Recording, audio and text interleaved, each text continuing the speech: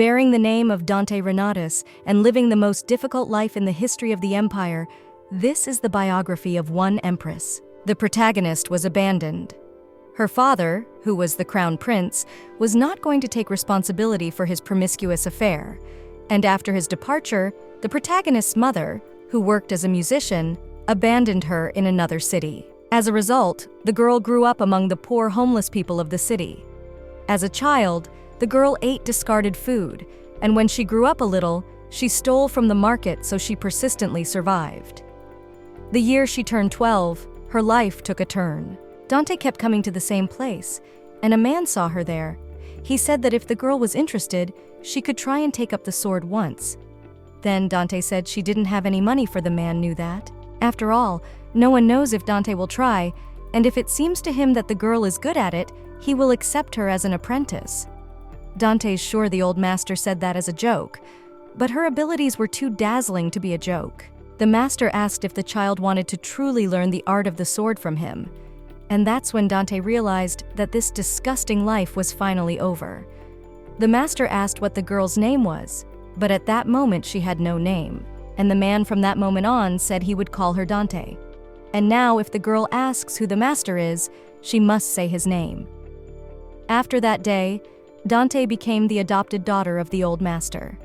He taught her with all his might, and Dante practiced hard. Talking about it like this may seem touching, but in reality those days of horrible training were no different from the abuse. But Dante did not escape, because overcoming that training was better than overcoming hunger and cold. And eventually, when she was 19, the old master died. Of course, all his inheritance went to his children, and the main character didn't get a single coin. Dante was angry because at the end of his life, she was the only one who looked after him. After that, money became her goal. She saw flyers advertising gladiator fights. Then Dante said she couldn't go back to that disgusting life. After all, money is the best thing. With this outstanding attitude, she received the reward for the gladiatorial fights, a cash position for monster hunting.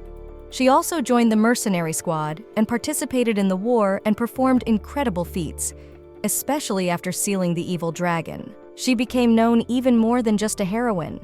She was called the best sword of the continent, Mrs. Dante. The girl was asked to work for various trade organizations. In fact, they were even willing to offer 3 times more than the others. Also, the protagonist was asked to marry her son and get all their lands.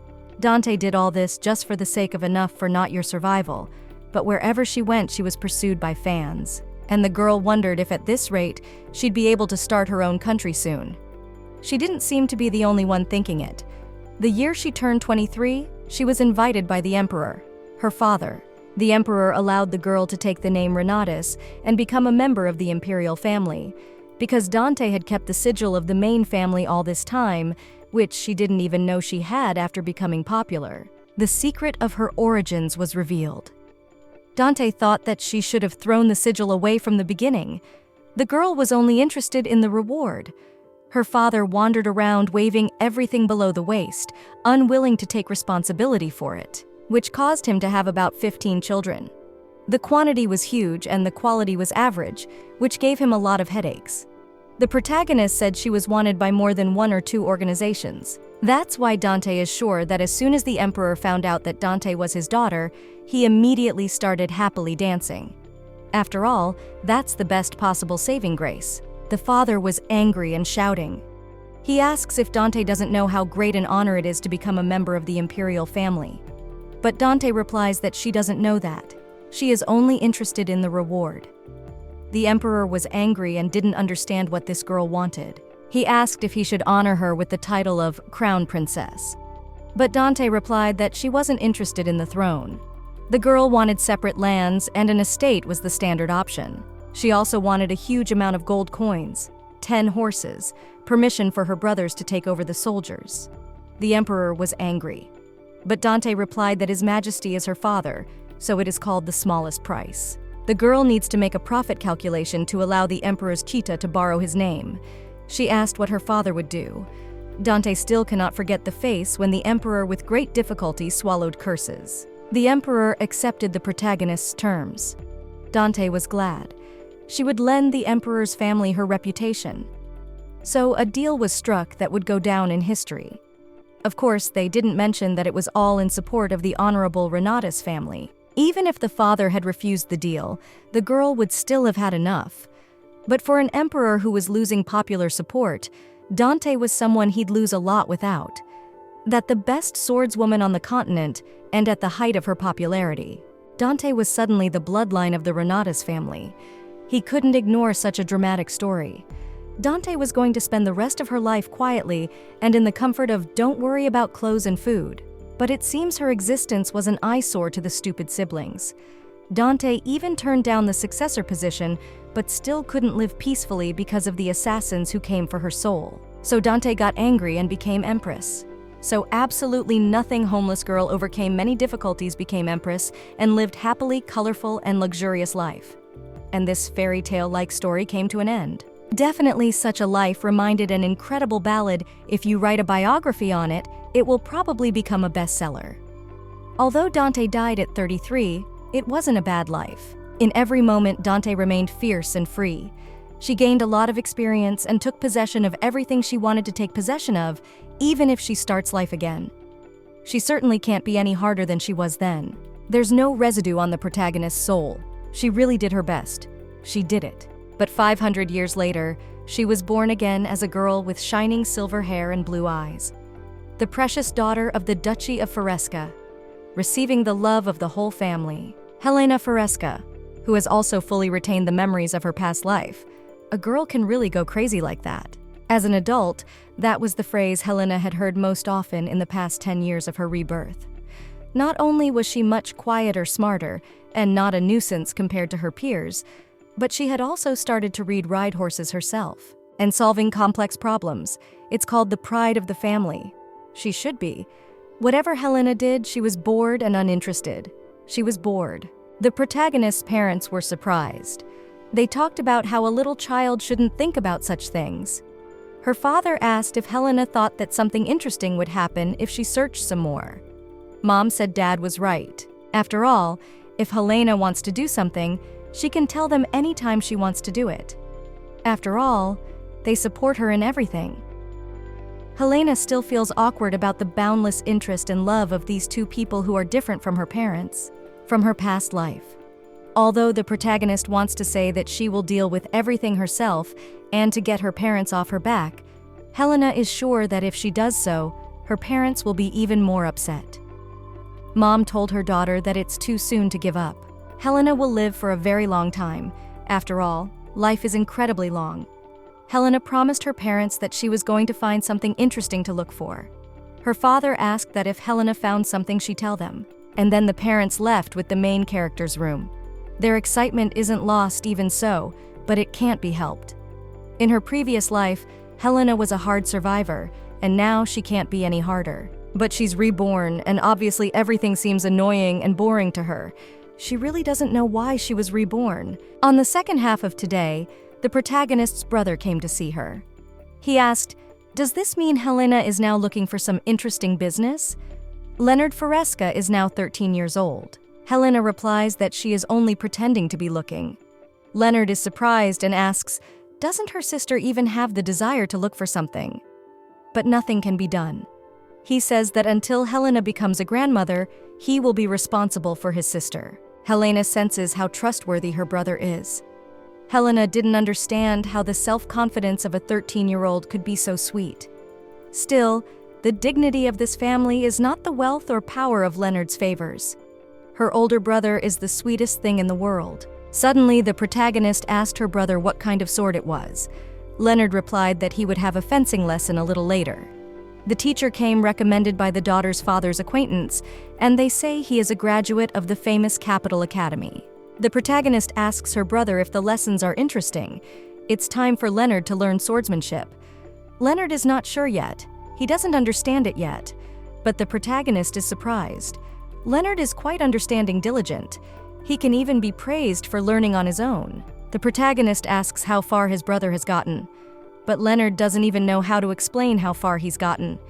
The teacher says he has to find out for himself, so they continue sparring from the beginning until today. Helena doesn't understand if the teacher started teaching a beginner by sparring. It's a strange way for the main character to teach. Even though times have changed, it's too hopeless. Helena thinks she should check out the teacher herself.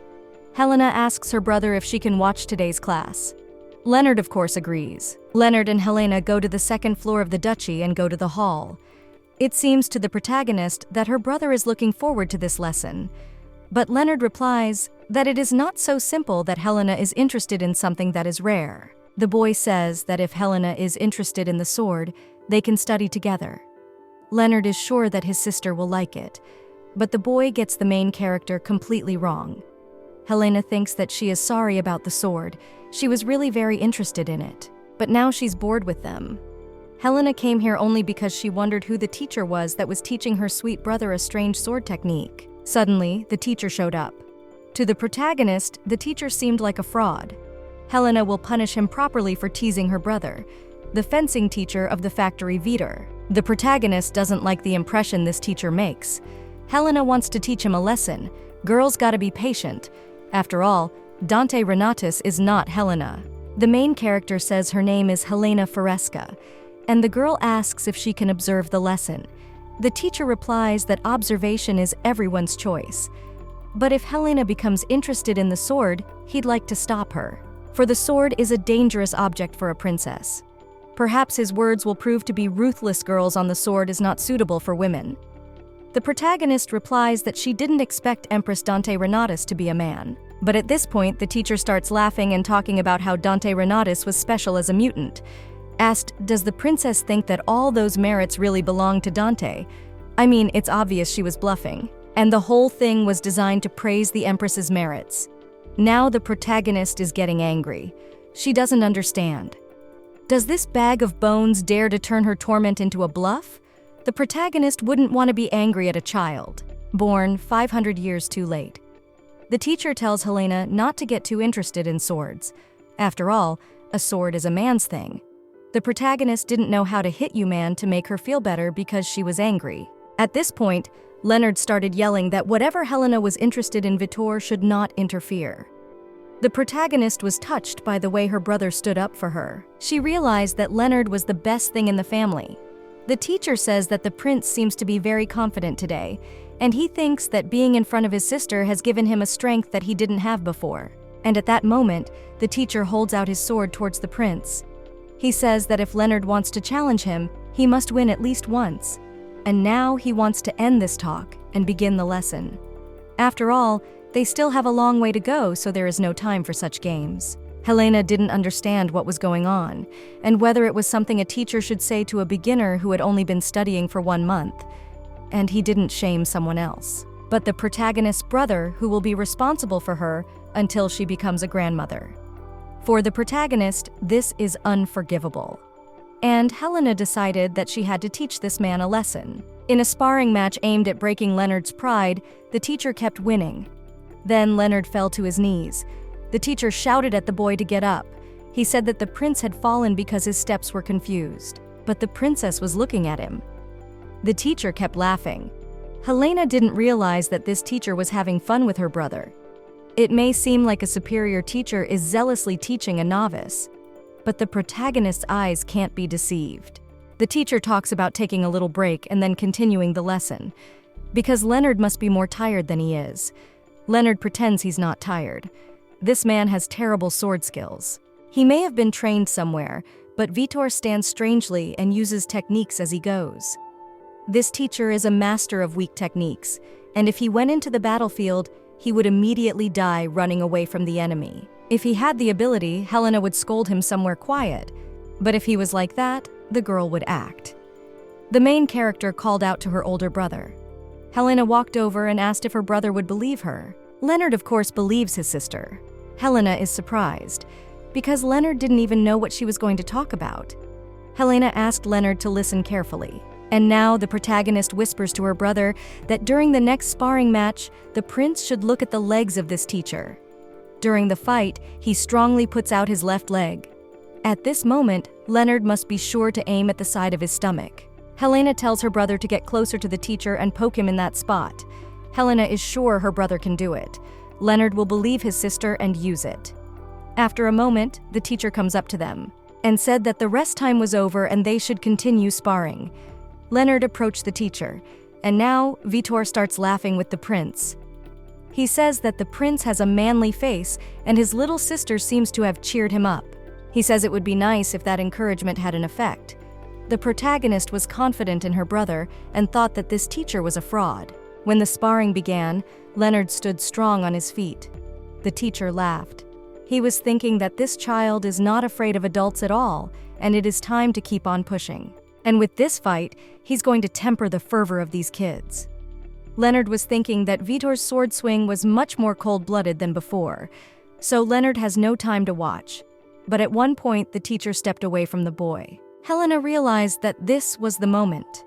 The teacher, so to speak, is revealing himself a lot more often than before, and the prince has a lot of chances. She thinks Leonard should just keep at it until he succeeds. And then Leonard struck and went in the first time. The teacher started screaming in pain. Leonard didn't understand. Did he really hit it? The protagonist thought about what goes the older brother was able to perfectly execute what she taught him the first time. The protagonist likes it. She wonders, did the master feel the same way when he looked at her? And Helena congratulates her brother who won. Vitor starts yelling about how it's against the rules. After all, this sparring is now invalid.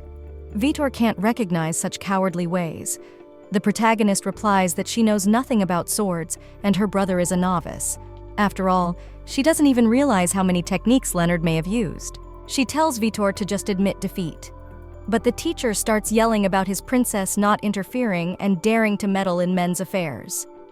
Helena thought that this teacher was unrecyclable garbage, so she decided to report to her brother's sword. She held it out to the teacher's face and told Vitor to attack.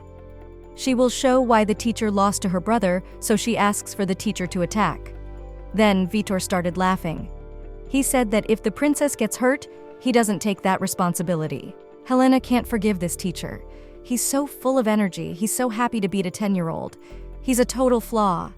Helena tells Leonard to watch carefully. The protagonist is thinking that it seems Vitor underestimated her because she's a child and was going to crush her with his useless powers, but that's not going to happen. Helena tells Leonard to learn how to wield a sword, that he unfolds his arm and lets one sword slip the other way, and waits for his opponent's stance to stagger, and then strike his opponent with the sword. Vitor was just trying to show off to the newcomers by pretending to be strong, not to teach them swordsmanship, and his apprentice, the protagonist's brother, taught him this absurdity. In the past life and in this one, whoever touches the protagonist's man will be summarily destroyed. The protagonist says that her words may seem ruthless to the teacher, but he's no match for a sword. She tells Vitor to stop touching such a dangerous object. She asked how about quietly starting to learn embroidery. The teacher was surprised at what the princess told him. Then Helena threw her sword into the overhead and said that this teacher was fired. Then the sword fell on the teacher's head. And it's not Dante Renatus, it's Helena Fesca who turned 10 this year. Helena tells her brother not to worry, because from now on, she'll take responsibility for his fencing lessons. Helena has finally found what she wants to do with her life. Helena went to her parents and told them that if her daughter has something she wants to do, they need to be informed about it. Then Helena said that she wants to teach her brother how to sword. Helena told this long-awaited news to her current parents.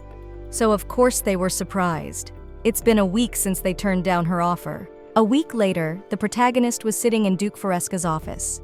Her father turned to his daughter and told her that he had actually sent a man to find out about the teacher Helena had fired. It's said that Vitor's underperformance caused him to repeat a few years at the academy. Even an acquaintance who recommended this teacher apologized to the Duke several times. Father is desperate, because he trusted the reputation of that academy and the teacher's background, but they were almost deceived. Helena knew the teacher was a fraud. She's not even surprised. Fesca is not a swordsman, so the father simply trusted his acquaintance in this matter. He could not have thought that the teacher seems so useless and that he will defeat even a 10-year-old girl. Although, of course, it was only because it was Helena. So trust her to teach her brother. The protagonist talks about how lucky she was that she fired that teacher before it was too late. If the brother had continued to learn the basics from the teacher, he might have just gotten used to the wrong approach. The father replies that of course they know that Helena doesn't just say anything, but he doesn't know where common sense lies. After all, Helena says she will teach swordsmanship even though she hasn't studied it herself. Father doesn't realize if it's too risky and doesn't make sense. Father talks about how Helena never wanted anything, and suddenly she has something she wants. So, he wants to make one suggestion. He says there is a guest coming to their lands next week. The guests are said to be about the same age as Leonard, so he suggests that maybe Helena try to teach her brother, to about the same age as Leonard so they can fight. Helena asks if her father is talking about her brother being able to defeat this guest. Given her sweet brother's understanding, Helena thinks it's entirely possible. So she thought in a moment and quickly realized that the suggestion was more of a provocation. Her father had said that Prince Kaiser would be staying at their estate this summer, and he asked that Helena try to prove her abilities. The protagonist was surprised. After all, she doesn't know how she can defeat the prince. After the rebirth of the protagonist, this is the first situation that made her speechless. After all, in the imperial castle, the prince was trained as a future head of state, and of course he was engaged in the art of the sword. Talk about incredibly capable. These two now have a huge difference in time and background of training. Helena doesn't understand. Does her father believe in her so much, or is he hinting that she should give up and lose? After a while, the protagonist was walking down the hallway with her brother. Leonard asked if Helena could see what color the prince's eyes were. Helena can't see because the prince is still far away. Well, she says they say all the gray people have scarlet eyes. She asks if that's not surprising. Helena thinks about the fact that before she died, she gave the title to her best friend, Duke Elez Grey. And Helena is sure that the eyes that looked back at her then were scarlet. The protagonist and her brother are already meeting the prince. Helena greets His Highness the Prince with all her heart. Looking at him so close, this prince is like an Elez. He is his then, of course they look alike. Suddenly, Kaiser turned away and said that if it's an empty greeting, then it's not worth it. He has a nasty temper. Although they were indeed empty greetings. Maybe from the fact that the prince looked a lot like her former best friend in this situation. Helena usually pretended not to hear it, but this time she felt like adding to it. She asked what kind of greeting His Highness the Prince wanted, and then Kaiser was surprised. He asked what Helena said, but the protagonist stretched out her hand and said that if the prince doesn't want empty greetings, and Helena assumed that Kaiser would be happy with such a greeting. And then all the surrounding people were surprised. Kaiser started shouting and asking how Helena even dared to behave like that. The Viscount took Kaiser's hand and greeted the princess. The man talks about how the princess went to meet his height. He asks if this is unbelievable. After all, they all live together as friends. The man starts crying and apologizes for daring to touch the body of a member of the imperial family. But he asked if while they were here, they should not all live together. Then Kaiser agreed. He suggested that they try to live a few months on good terms. Then his voice immediately became soft. The protagonist thought Kaiser would act even more arrogant. The protagonist assumes that the prince was told she was a bit of a swordsman, and he decided to defeat her by force. The protagonist has to fight like that against a boy who was born 500 years later. In this case, she can't lose. She wants the prince to watch carefully if he wants to shock his opponent. When he shakes his hand, he can't do it by force alone. It is important to put pressure on the joint. At that moment, Kaiser started to shout and took his hand away from greeting the protagonist. The man asked what happened to His Highness, but then Kaiser shouted angrily that absolutely nothing had happened. And then he left. The protagonist was surprised that the prince did not tell what happened. She realized that this boy was a natural descendant of Elez. Helena decided that even if there was no pact with his father, she would appreciate this boy's abilities. She looked forward to spending time together with the prince this summer. Helena was certain that if the prince ever went against her again, she would die. The prince replied that he was looking forward to it too, and he thought it would be a lot of fun. He will definitely take revenge on the protagonist for this, a summer that Helena is really looking forward to. After a while, Mom tells the protagonist that even if His Highness is the same age as Helena, you can't treat him like that. Mom is worried and talks about how the prince lost his mother, so she is sure that the prince is having a very hard time.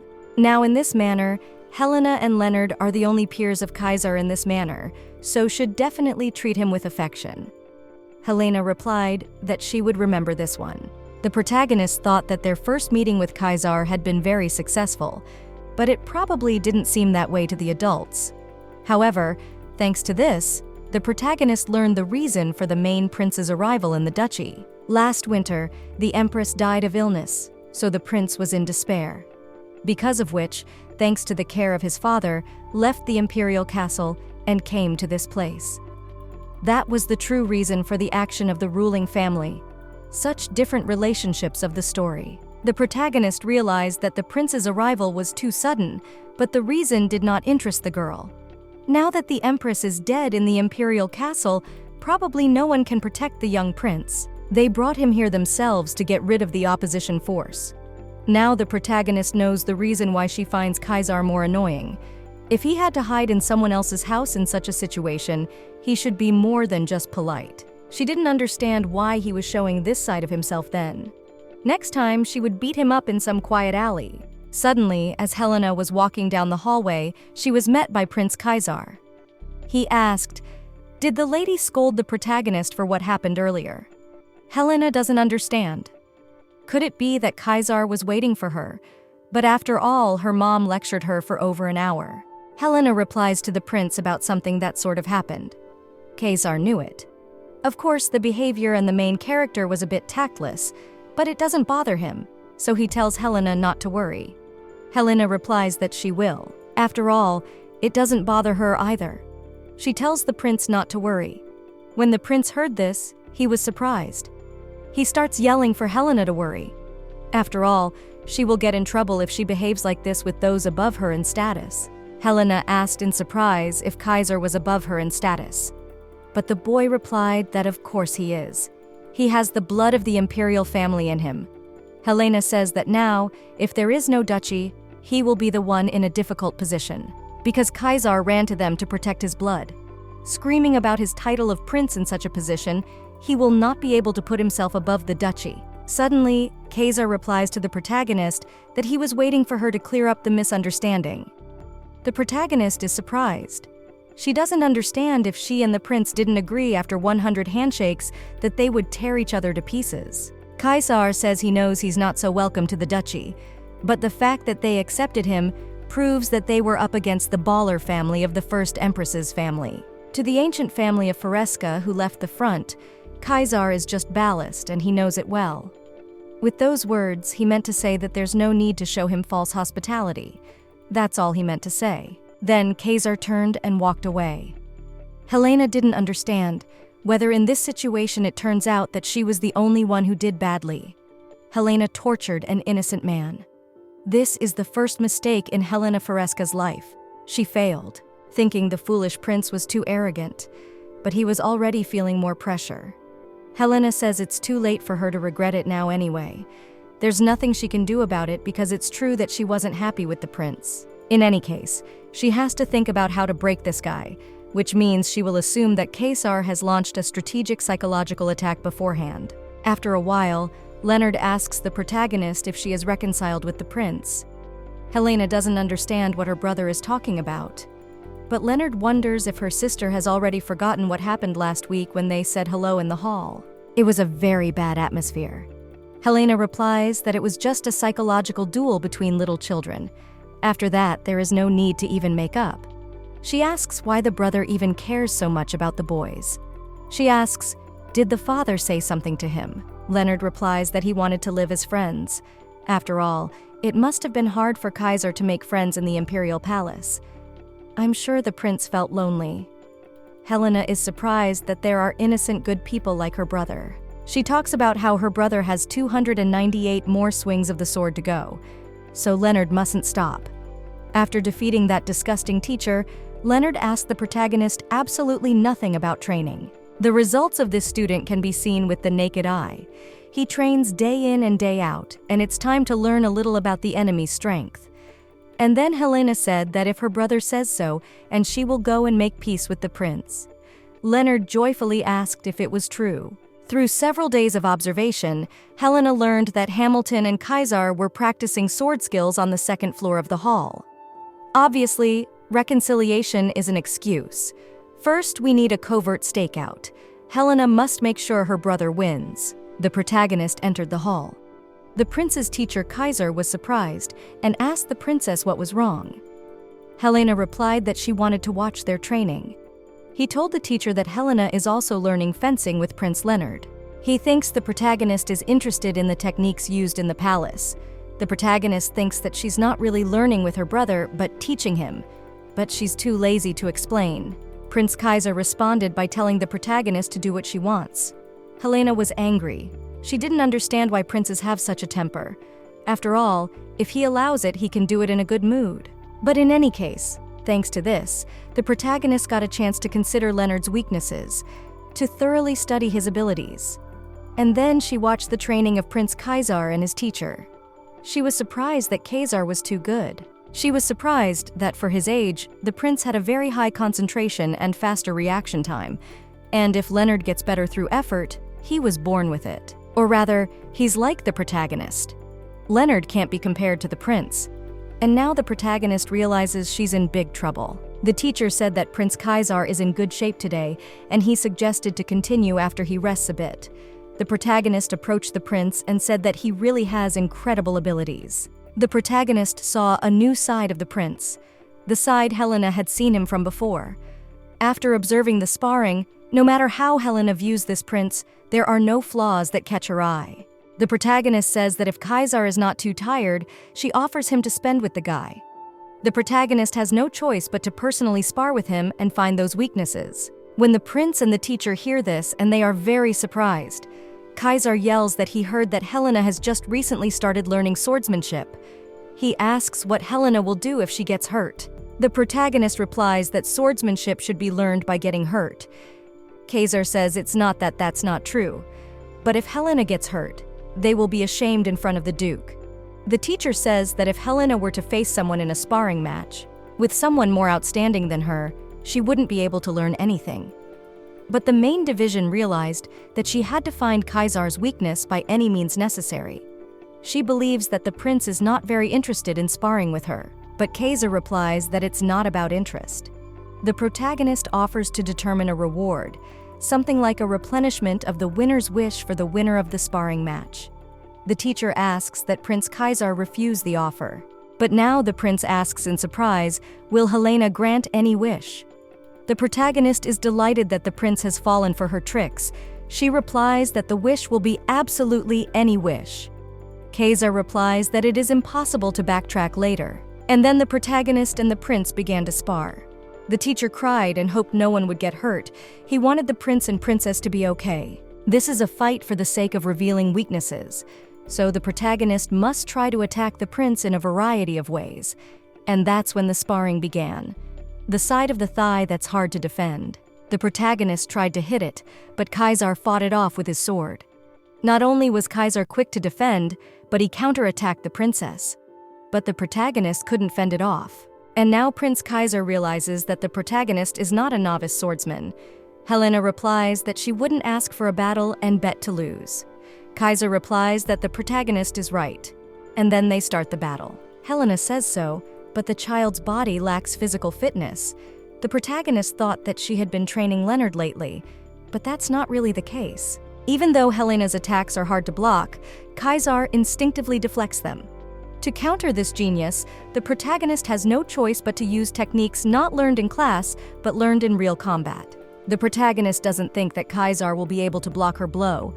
After such an attack, Kaiser must quietly admit defeat. Kaiser begins to block this attack with his arm.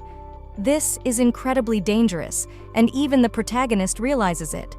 Helena didn't realize what kind of crazy guy this is. And then Kaiser blocked this attack with his hand, but he extended his sword towards the protagonist. Then the teacher ran up to the prince and asked if Kaiser is all right. Kaiser replies that he almost lost. He doesn't understand why the teacher is stopping them. But the protagonists don't answer that it's a draw. The prince says that if the teacher hadn't intervened, he would have won. But Helena replies that if it had been a real sword, his left arm would have been severed by now. But Kaiser says that it is obvious that the one with the severed head loses. The teacher panics and asks the children to stop saying such horrible things. Kaiser says that in that case, he hasn't had such an interesting sparring session in a long time. And at that moment, the teacher princes out of the hall. The protagonist thinks that this guy is really something. If teaching her older brother Helena feels she's doing it for a reason, then Kaiser's charm is in his unpredictability. The protagonist does not raise such feelings experienced by the master in the form in her first time. Confidence that something yes will turn out if well trained. The protagonist would like to try to raise him. That evening, the Duchess asked where His Highness was. The prince's teacher said that Kaiser was tired and would miss dinner. And the protagonist noticed that Kaiser didn't come to dinner. After all, he was in a lot of pain when she blocked the sword with her hand. He didn't show it, so the protagonist thought that maybe he just had a bruise. But now the protagonist realizes it's not pleasant. She went to the prince's room and knocked on his door. Helena thinks about coming back after just checking on the prince's well-being. When he told Helena to come into his room, the girl realized that the guy's voice is alive, so he's fine. Helena Fesca. For her second life is most worried about the other person's reaction. When Helena walked into the prince's room, she saw that the guy's arm was bandaged. Helena asks, "Did the arm break?" The girl doesn't realize what she has done to the child. But of course, Kaiser set the arm up himself, but still. Kaiser replies that the protagonist has a funny look on his face. Helena asks if the prince is properly treated. The boy tells her that Hamilton had a doctor come in a little earlier. Such an early one will heal quickly. But Helena says that such a thing should not be taken lightly. The protagonist knows because she broke her finger too. Then when it rains, it hurts and it hurts. Kaiser wonders when the princess broke her finger. Helena replies that it didn't happen when the prince blocked someone else's attack, but when she was dabbling. Without noticing, Helena almost tells a story from her past life. And she decides to change the subject. She asks why the prince doesn't tell anyone that it was her fault he got hurt. Kaiser asks why he would act so childish. The protagonist thought the prince didn't like her, but Kaiser replies even if he did, he would not act in such a shameful way. Helena says that the prince doesn't deny that he doesn't like her. The boy says that the protagonist is the same. Helena replies that she is not. She likes the prince. The protagonist says she wants to raise a genius like Kaiser, which is her sincere feeling. Helena doesn't understand. The prince is embarrassed. But suddenly Kaiser starts to shout.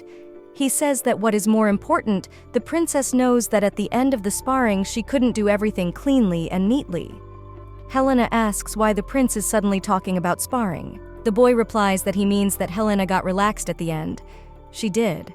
As soon as she saw Kaiser about to block a left-handed punch, she couldn't change the direction of the attack, but she needed to avoid breaking his arm. The protagonist wonders if even though he knew what would happen to the prince's arm, he crossed the line and blocked it. But Kaiser asks how he would know what strange wish Helena would make if he lost. Helena asks how incredible a wish a powerless lady would have. The boy asks what the protagonist would ask for. Helena replies that she wished Kaiser would become her servant. The boy cries out that he knew it. He asks how the emperor of an entire country can become the servant of a lady aristocrat. Now the girl wonders what the prince would ask for if he won a yell from her. But Kaiser replies that it doesn't matter anymore. After all, the fight ended in a draw anyway, so there is no need for the girl to know that. Helena replies that she told her wish. Now she claims that the guy is a coward. But Kaiser says the girl doesn't need to know that. Helena asks, was Kaiser really going to force her to do something daring? The girl does so because of the provocation Kaiser fell for. He yells for the protagonist not to laugh. His daughter asks who the girl even thinks he is. He's just about to suggest that they call each other by their first names. Helena asks in surprise, why make a whole wishful thinking out of it? The prince replies that it's not at all difficult for the protagonist. But even if he tells someone communicating with him informally, they become uncomfortable. And Hamilton even falls to the floor in a bow. Because when Kaiser told Hamilton to call him by his first name, Hamilton fell on his knees and said, I don't know what happened, but he asks him to forgive him. Kaiser didn't understand what was happening to the teacher, but Hamilton kept crying. The protagonist understands the feeling. She asked Elez to do the same. Although everyone exalted the protagonist and trembled in awe, what they really wanted was her power. After all, no one was getting close to her. So she told him that he could address her informally when they were alone. But he asked her not to say such things even in jest. He said he was a serious-looking, straightforward bastard. The protagonist agreed that she will call the prince's name. Kaiser is surprised and asks if it's true. But the protagonist says she will speak to the prince informally as a friend. Kaiser is surprised that it is to that extent. The girl suggests to continue sparring with her sometimes. Kaiser says that if he had known this was going to happen, he would have come up with a more complicated wish. The main character just started calling him by his first name, and Kaiser is already so happy. Helena thinks that if Elise would do the same thing, Helena doesn't even know how she would feel. And suddenly, the main character started laughing. Kaiser didn't realize what was even going on. He decided to take a break from training until his arm healed. The three of them got together almost every day and played cards. Even though it was caring for Kaiser Leonard, after about 5 days they got bored with it all. Besides, trouble doesn't come alone, so the rainy season has started as well. They can't go outside, their bodies are weakening, it's damp and unpleasant outside, and there seems to be thunder in the street. They say in the duchy on such days, a ghost appears. Hamilton says that they say that on summer nights like tonight when it rains like a bucket, a woman in blue always appears in the cellar. The children are frightened. Prince Kaiser says that the teacher is lying. And at this point, the indifferent protagonist replies that the ghost does not exist. But Hamilton tells them that there are more than one and more than two witnesses. And that's why on days like this, the Duke restricts the entrance to the place. Leonard confirms that entry to the cellar is indeed forbidden. Hamilton says that of course he doesn't allow people to go there, because we don't know what happens if a ghost catches a man. Well, you can see the corners of Hamilton's lips are turned up. He tells the children to be careful. And once they forget, the woman in blue might try to grab them. Suddenly, there was a knock at the door, which frightened the children even more. Entered the butler, who asked for Mr. Hamilton. He would like to discuss with him a matter that has to do with the repair of the carriage. Kaiser now understands how Hamilton relieves stress after work. Helena asks why they were so scared. After all, if someone says they saw a ghost, it always seems that the person is imagining it. But Kaiser is serious that there is a ghost. There are ghosts in the Emperor's castle. It is said that the son sealed by Empress Dante Renatus in her youth by the evil dragon Crusa never disappears. His ghost flies through the corridors looking for her reborn body. Helena replies that this one is even harder to believe. But Kaiser claims that he says it's true. Helena wonders why a dragon would fly. Sing all along with her corpse burned up and disappeared. Kaiser gets angry and suggests I play cards and go tonight to see for myself if there is a ghost there or not. Helena doesn't want to go with them. Well, Kaiser asks in surprise if the girls are not interested. After all, it is just a ghost that appears in their house. But Helena says she doesn't believe in them, so they'll have to go on their own. Kaiser says it's better to see if the ghost is real or not. But the protagonist thinks it doesn't make sense. They make her do something on such a hot day just because of her curiosity. What Helena hates the most is what she doesn't want to do. The girl screams that if Kaiser and Leonard want to go, they should go alone. She's not going anywhere. But after a while, the protagonist with a candle in her hands was already going down to the basement. The doors to the cellar were locked, and the prince didn't know what to do. Leonard answers that there is only this door. The protagonist succumbed to the young children and got into an adventure in search of ghosts. After all, when Helena said she didn't want to go anywhere, Leonard assumed that the protagonist was scared. And Helena succumbed to the taunt. Still, that side of the character doesn't change even after Rebirth. Helena's starting to take a step back. After all, it's not too late for her to go back. But at that moment, Leonard says that they don't know where the key is, so there is no other choice, and they decide to break the lock. Kaiser is pleased with this attitude. Helena doesn't understand whether the young lords have decided to make trouble out of it. She tells the boys to get out of the way, she will open that door herself. Kaiser asks in surprise, does the girl really have a key? But the girl has had enough of the stiletto. Leonard asks, can the sister really open the lock with that stiletto? The protagonist answers that during the time of the homeless, she often did such a thing. Anyway, she read a book by a great man who wrote about it. Leonard wonders about his sister. There's nothing she can't do. And after a moment, the protagonist opened this lock. The door was also open, they started to go inside. It was hot and breathtaking. Helena says she'll go first from here. The atmosphere here is even worse than Helena thought. The humidity makes it very damp. Plus, she's not in a good mood. But the girl needs to gather her thoughts. After all, If the princes get hurt, only she can take care of them. Kaiser says there's nothing particularly frightening about this place. There seems to be a canal running deep into the tunnel. Leonard also hears the murmuring of water. Other than that, there's nothing else. Helena claims that she said the ghost doesn't exist. The girl gets cold. At the top of the stairs, even the breath is ragged and it's cold. Helena says that if the prince and Leonard and Prince Kaiser are sure that the ghost does not exist, she proposes to go back. But suddenly, someone appeared behind the bars. It was a beautiful girl. Helena was surprised, but she didn't even have time to be frightened. Then, Prince Kaiser and her brother grabbed the protagonist in their arms and started to run away. Helena knew this was going to happen. She was thankful that they took her with them despite their fear. When the children ran into the house, they started screaming all over the estate that a ghost had appeared, and that a spell would be cast on them. That's how the adults found out they'd broken into the cellar. And after a while, the children were punished to sit on their knees with their hands up. Helena didn't understand why she was being punished too. No matter how much she thought of the ghost, it was just mirage. Kaiser asks in wonder if they only see it in the local-like deserts. Helena tells him that they say that if there is a big difference in air temperature together, you can see the mirage. The conditions in this cellar used to be perfect for the mirage to appear. Leonard hopes that's true. But Kaiser says Helena's missing something. The mirage reflects objects elsewhere in the air because of light refraction. Helena says that means it was reflecting a portrait of some kind, but the prince says there were no portraits in the basement. There was nothing there that could be reflected in the air. Now, the protagonist got goosebumps on her arms. In her second life, she met a ghost along with the children who were holding hands, and all night she apologized to the ghost. After a while, Hamilton told that the ghost is a reflection of the tiles from the floor of the canal. There are laid mosaic tiles of white and blue color. Almost everyone in the ducal family knows about it. Now the children realize it's not a ghost. Hamilton asks in surprise, did the three of them really all think it was a ghost? And now they're left with a fun memory. The three of them have a story that no one can know.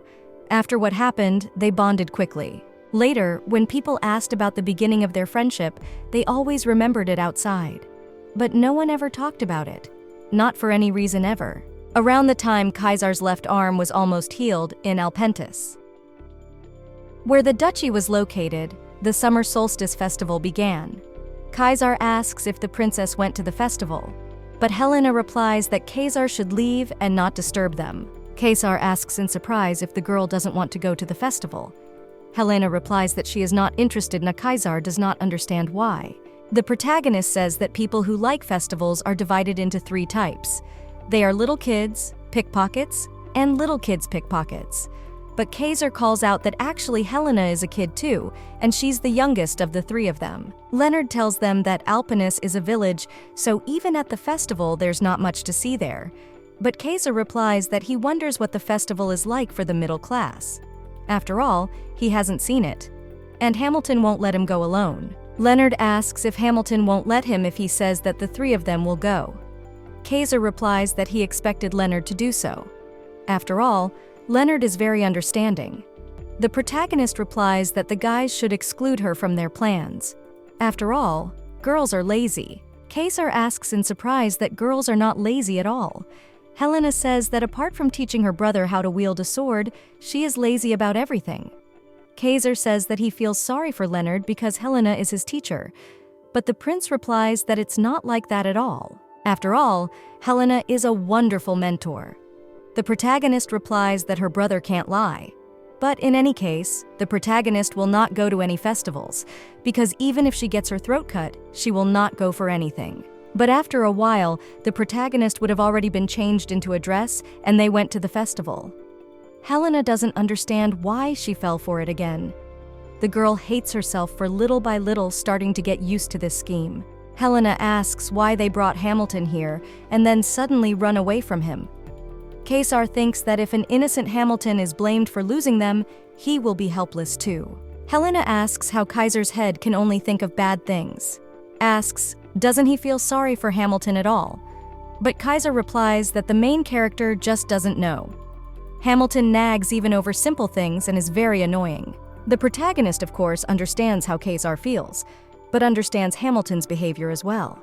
He's doing it because someone is stalking them. From the moment they broke up with Hamilton until now, the protagonist continues to feel this presence.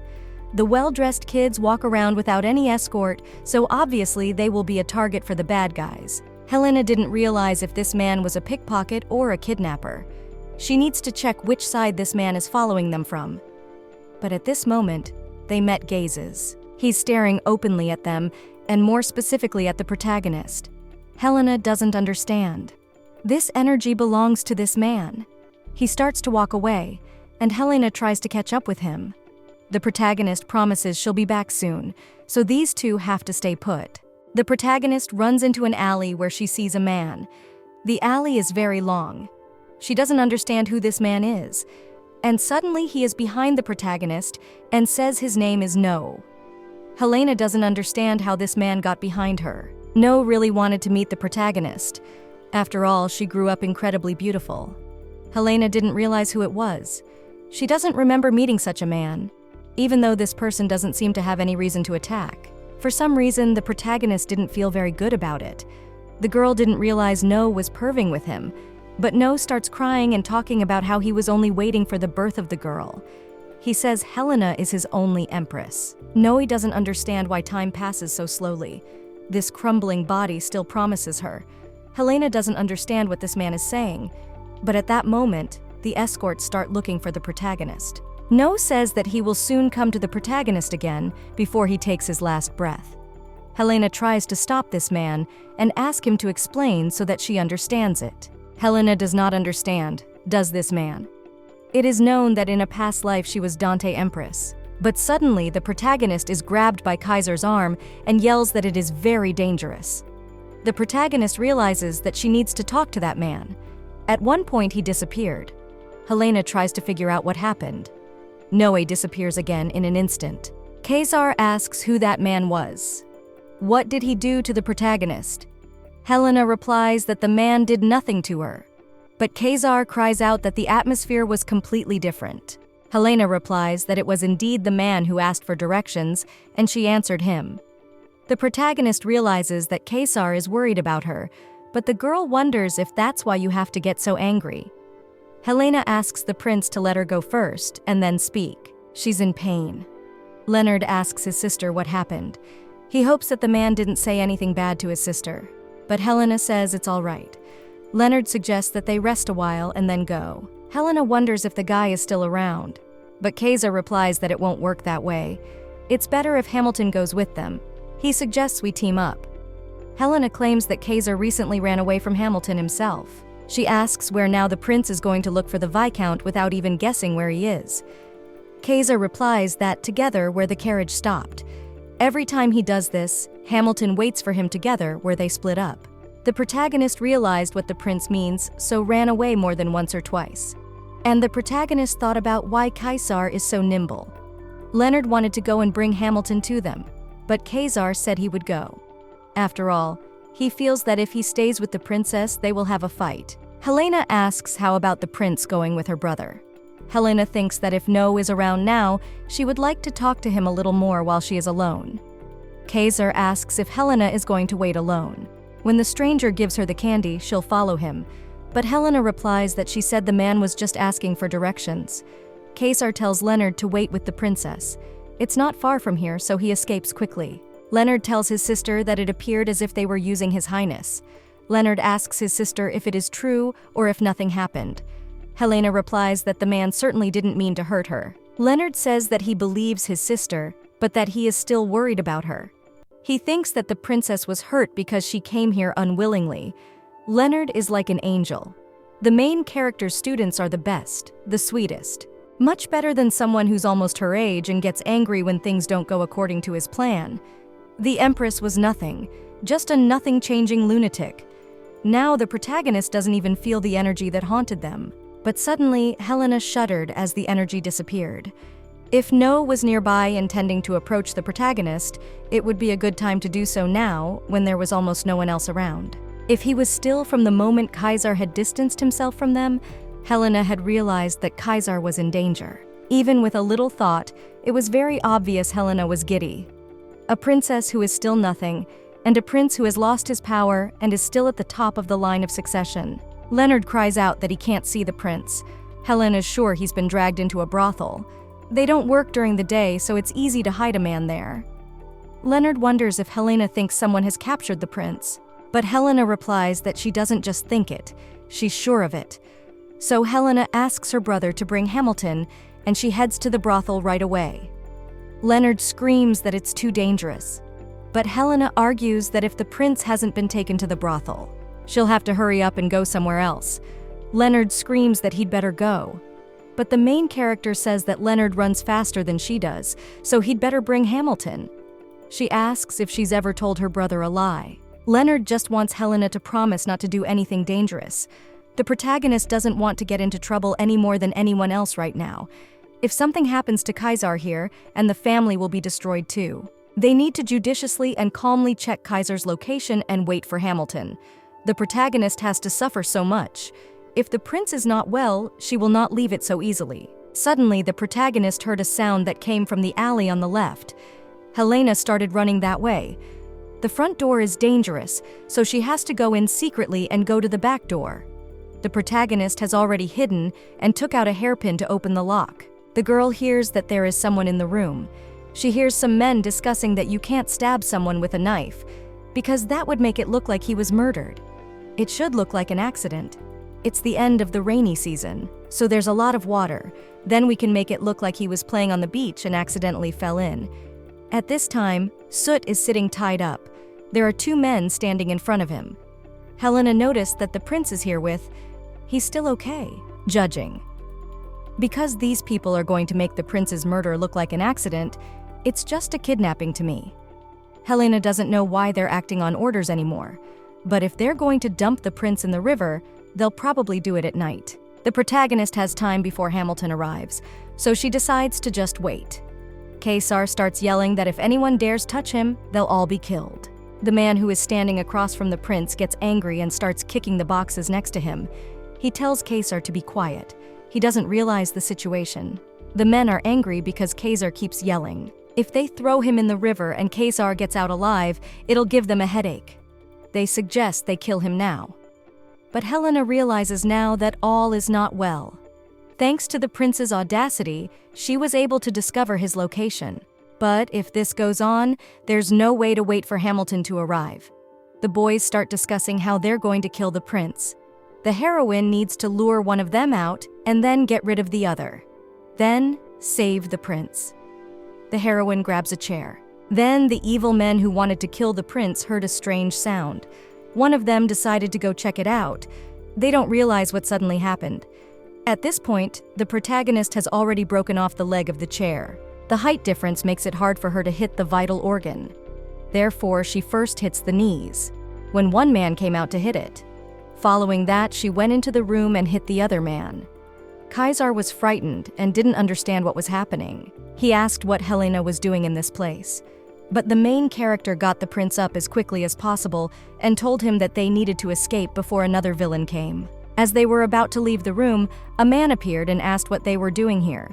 Helena started yelling for them to run the other way. Helena left the back door open, so they just have to stay away from this guy. He started catching up to their main character and the prince. They say even if you bring a man into the dragon's lair, you have to think soberly, and then you can carry him away. If only they could get out of here, it would be much easier to escape from this man.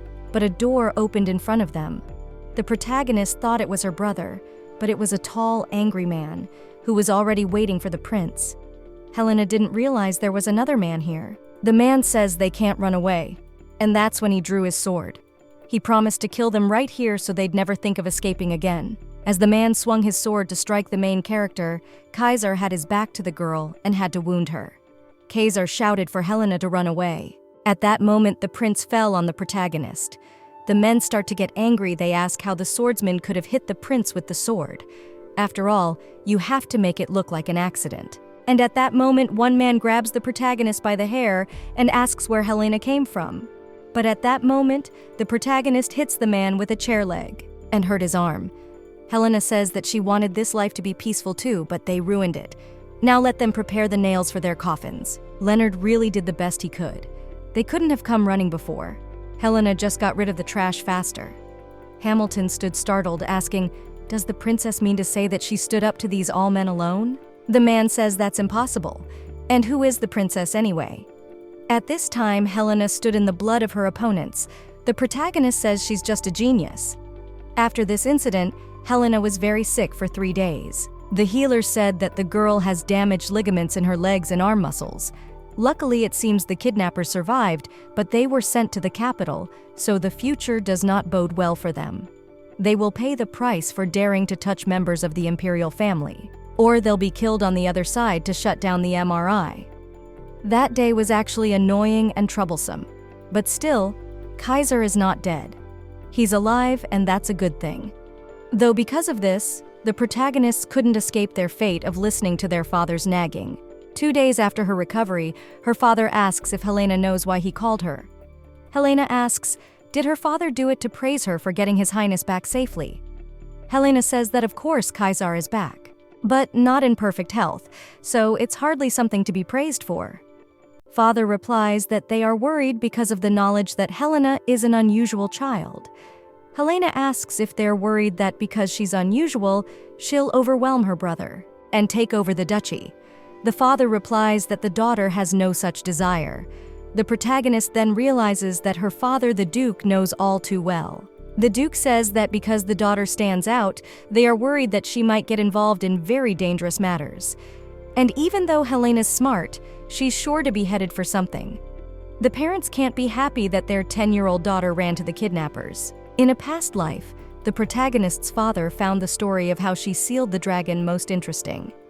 The Duke talks about how Hamilton is also filled with energy because of his desire to take the protagonist with him in the capital. He says he wants to introduce the protagonist to a better teacher and train her properly.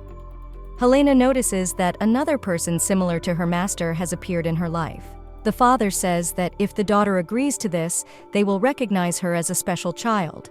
As a parent, Duke isn't sure if that's right or wrong, but he asks what Helena wants to do. The protagonist is convinced that the life of a special child, which the father keeps warning the protagonist, is completely opposite to her ideal of the quiet life she desires. But she can't find anything fun, and everything she does seems completely uninteresting and boring. But as Leonard began swinging his sword after her lessons, Helena was able to experience fun in her second life because of it. The protagonist said she wanted to teach Leonard how to wield a sword. Father said he understood. Helena will do what she wants and not what she doesn't want.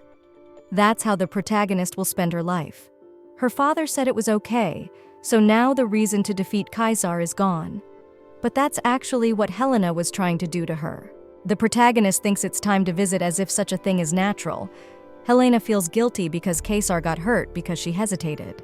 The princess didn't understand how the boy with his hands tied had the courage to cover her, and what to say to her. The girl didn't know whether to apologize or thank him. She was very, very sorry for this. The protagonist stood at the prince's door and didn't know what to do. But suddenly it turned out that Kaiser had been standing behind her all along. The prince asks where Helena is going. The girl is surprised and asks why she is not sleeping but wandering the corridors. Kaiser replies that he can't sleep. He asks Helena to tell him what she's up to late at night. He asks if Helena is going to do something daring with him sleeping. The girl wonders how early the prince is. Judging by the way he's moving, he must be tolerable. Kaiser replies that it feels like it's burning, but he thinks it will heal soon. Helena asks what if the prince can't marry because of the terrible scar. But the prince doesn't understand what the protagonist is talking about. The girl answers that of the given men must have a malleable character and white as jade skin. And now Helena says that Kaiser can't get married. Kaiser asks who should admonish whom. Helena can't do it either. After all, if he can't, the protagonist won't get married. And Helena replies that she doesn't need to. Actually, her brother says he will take care of her until she becomes a grandmother. Kaiser starts yelling about how that doesn't happen. And if he can't get married because of that, then Helena will have to take responsibility. Helena replies that such a marriage would cause a lot of headaches. She asks why she would marry someone from the imperial family. But Kaiser replies that everything gives the protagonist a headache and she pisses him off. Helena thinks she's having fun bullying the prince after all. She wants to joke around a little more. The protagonist has been worried about something for a while now. Even for a patient, Kaiser's face looks too haggard. Helena asks the prince does he still not sleep. Kaiser replies that he's just scared so he can't sleep. He's afraid to go back to the imperial palace. All the people want to kill him. Helena says there are those who want to protect him, like her father and Hamilton. The prince asks in surprise how long Helena thinks they can continue to protect him. Kaiser starts crying and talking about how he doesn't want to die. He doesn't want any throne, he just wants a quiet life.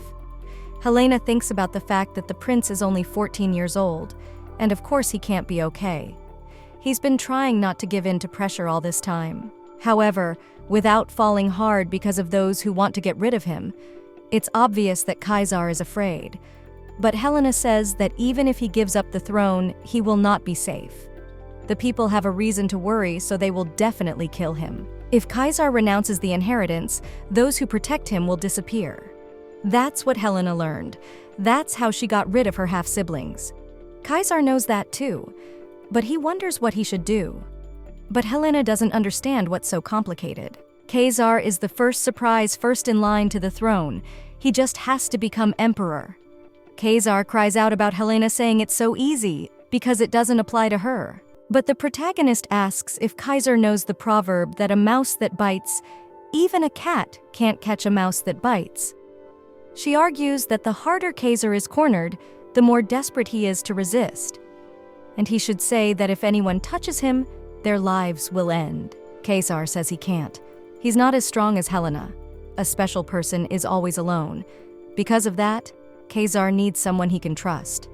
The protagonist tells her that the guy is strong because he saved her at the risk of his life. Helena knows why her father was worried about her. But still, the protagonist wants to stand up for the kid. She says that if Kaiser behaves like a child, she will listen to him.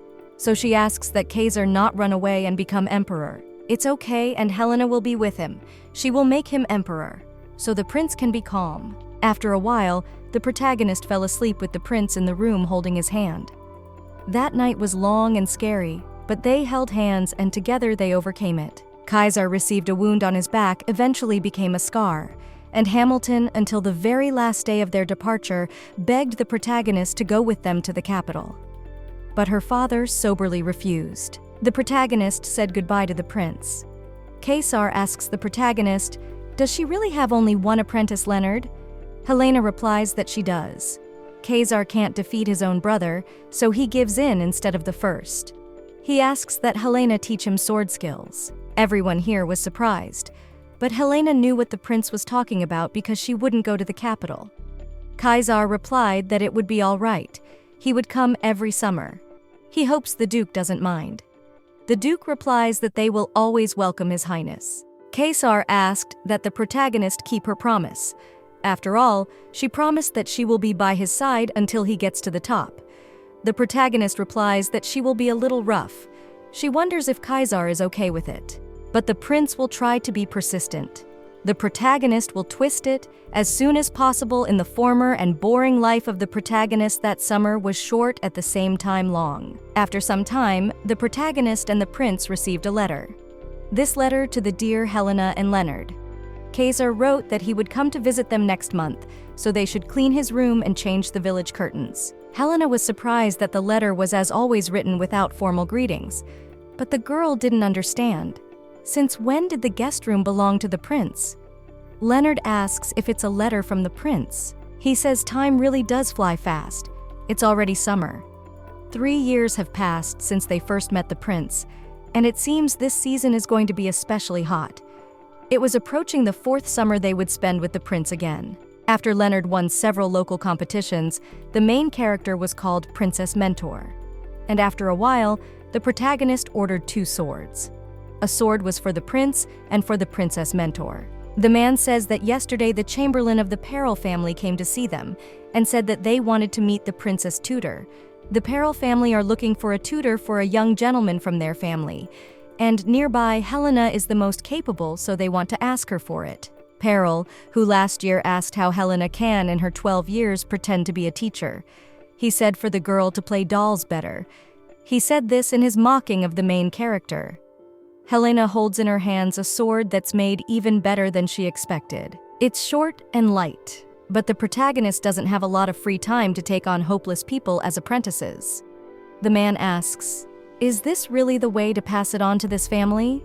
Helena replies that along with that, the man would tell the boy to forget about the sword and play better with dolls. Helena looks at herself in the mirror. The sword is so beautiful, just like a decoration for her clothes and for self-defense the same. Beautiful sword and the best mood. When the protagonist was leaving the store where she bought the swords, an unknown child ran down the road and hit the protagonist. The maid asked if the lady was okay.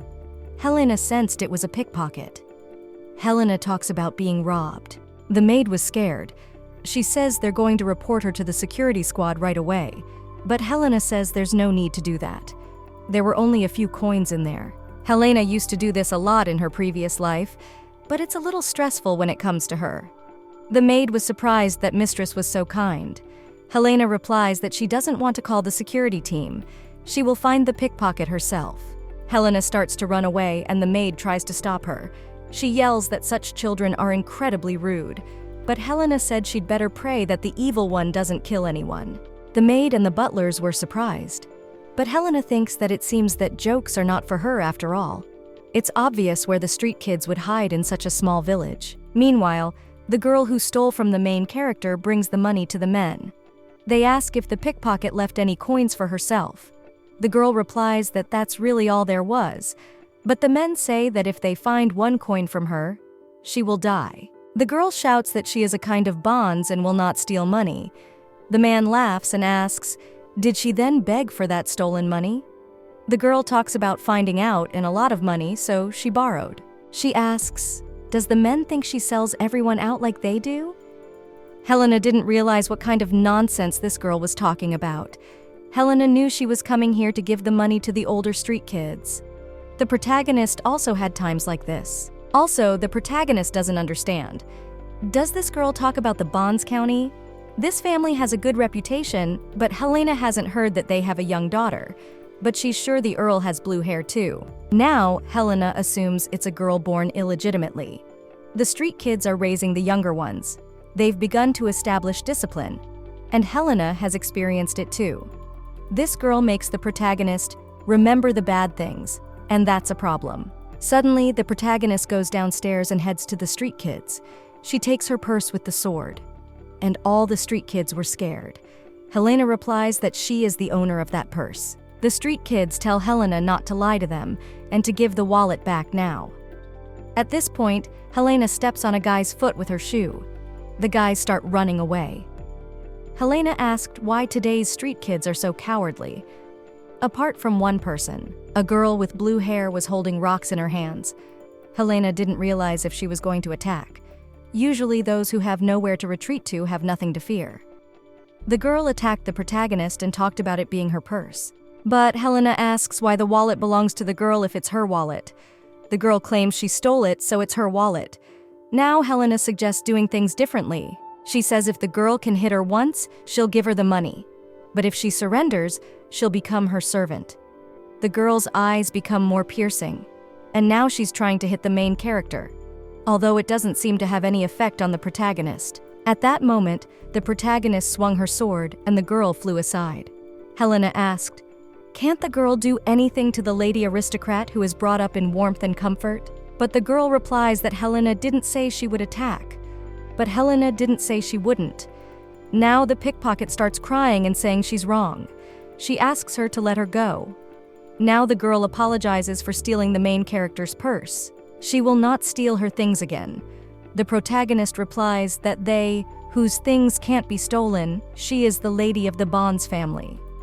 But the girl replies that she is only an illegitimate child. In fact, she doesn't even know what the Count himself looks like. Helena asks what the girl's name is. She answers that her name is Tara. Now the protagonist asks who gave the girl this name. Tara answers that according to her dead mother, even before she was born, she was given the name Mr. Count. The protagonist replies that from now on the girl will be called Agot. After all, they agreed that if Agot surrenders, he will become her servant. But the girl doesn't understand why the protagonist chose someone like her. But Helena did not understand whether it was because of the desire to pay for the unconscionable life of a homeless person. The main character talks about how she likes to pick people up when she finds them on the streets. They had a new family member. It was a girl named Agate who was 12 years old. Agate was a fast learner. She earned a good reputation among the servants, and even quickly became accustomed to the duchy. But when the protagonist was tying her shoelaces, Agate would come and kneel down in front of the mistress. She'd talk about how it should never happen. Agate also talked about how mistress's shoes were on, and she should use it as a footcloth. Also, the main character shouldn't have to hold a fork by herself. Agate was feeding the protagonist. The problem was that Agate followed Helena everywhere, and even did it unnecessarily. She looked like a doggy. Helena asked that Agate not go with her to practice. Leonard asked her sister if everything was going to be okay. Helena thought that after a while, Agate would calm down too. But Leonard said that's not the case. His Highness will be arriving soon, and Leonard is sure that His Highness and Agate will have a very bad relationship. The protagonist had to accept his attention to that ominous premonition. And at some point, the day came, when Kaiser came to visit them. The protagonist and Leonard were surprised, because when Kaiser arrived, he was very tall and big. It was as if he had shed his chrysalis shell. This is not the Kaiser that Helena saw last year. Helena asks how much His Highness has grown. Kaiser replies that he's grown maybe to about 6 feet. He says he's grown about as big as Leonard. And the master got even smaller. The guy had big hands. He put his hand on the main character's head. Helena asked if Kaiser was going to remove his hand. The prince laughed because the girl's temper got even colder. That's when Helena punched the guy in the stomach. Kaiser replied that no one in this empire but Helena treats the prince like that. Leonard wonders if the prince is okay or not. Helena asks how Kaiser dared to put his hand on the master's head. Kaiser says that he likes the duchy because whenever he comes here, everything is always the same. But he asks who it is standing next to the protagonist. He says you can't trust anyone in this world. He asks how Helena could bring such a beggar.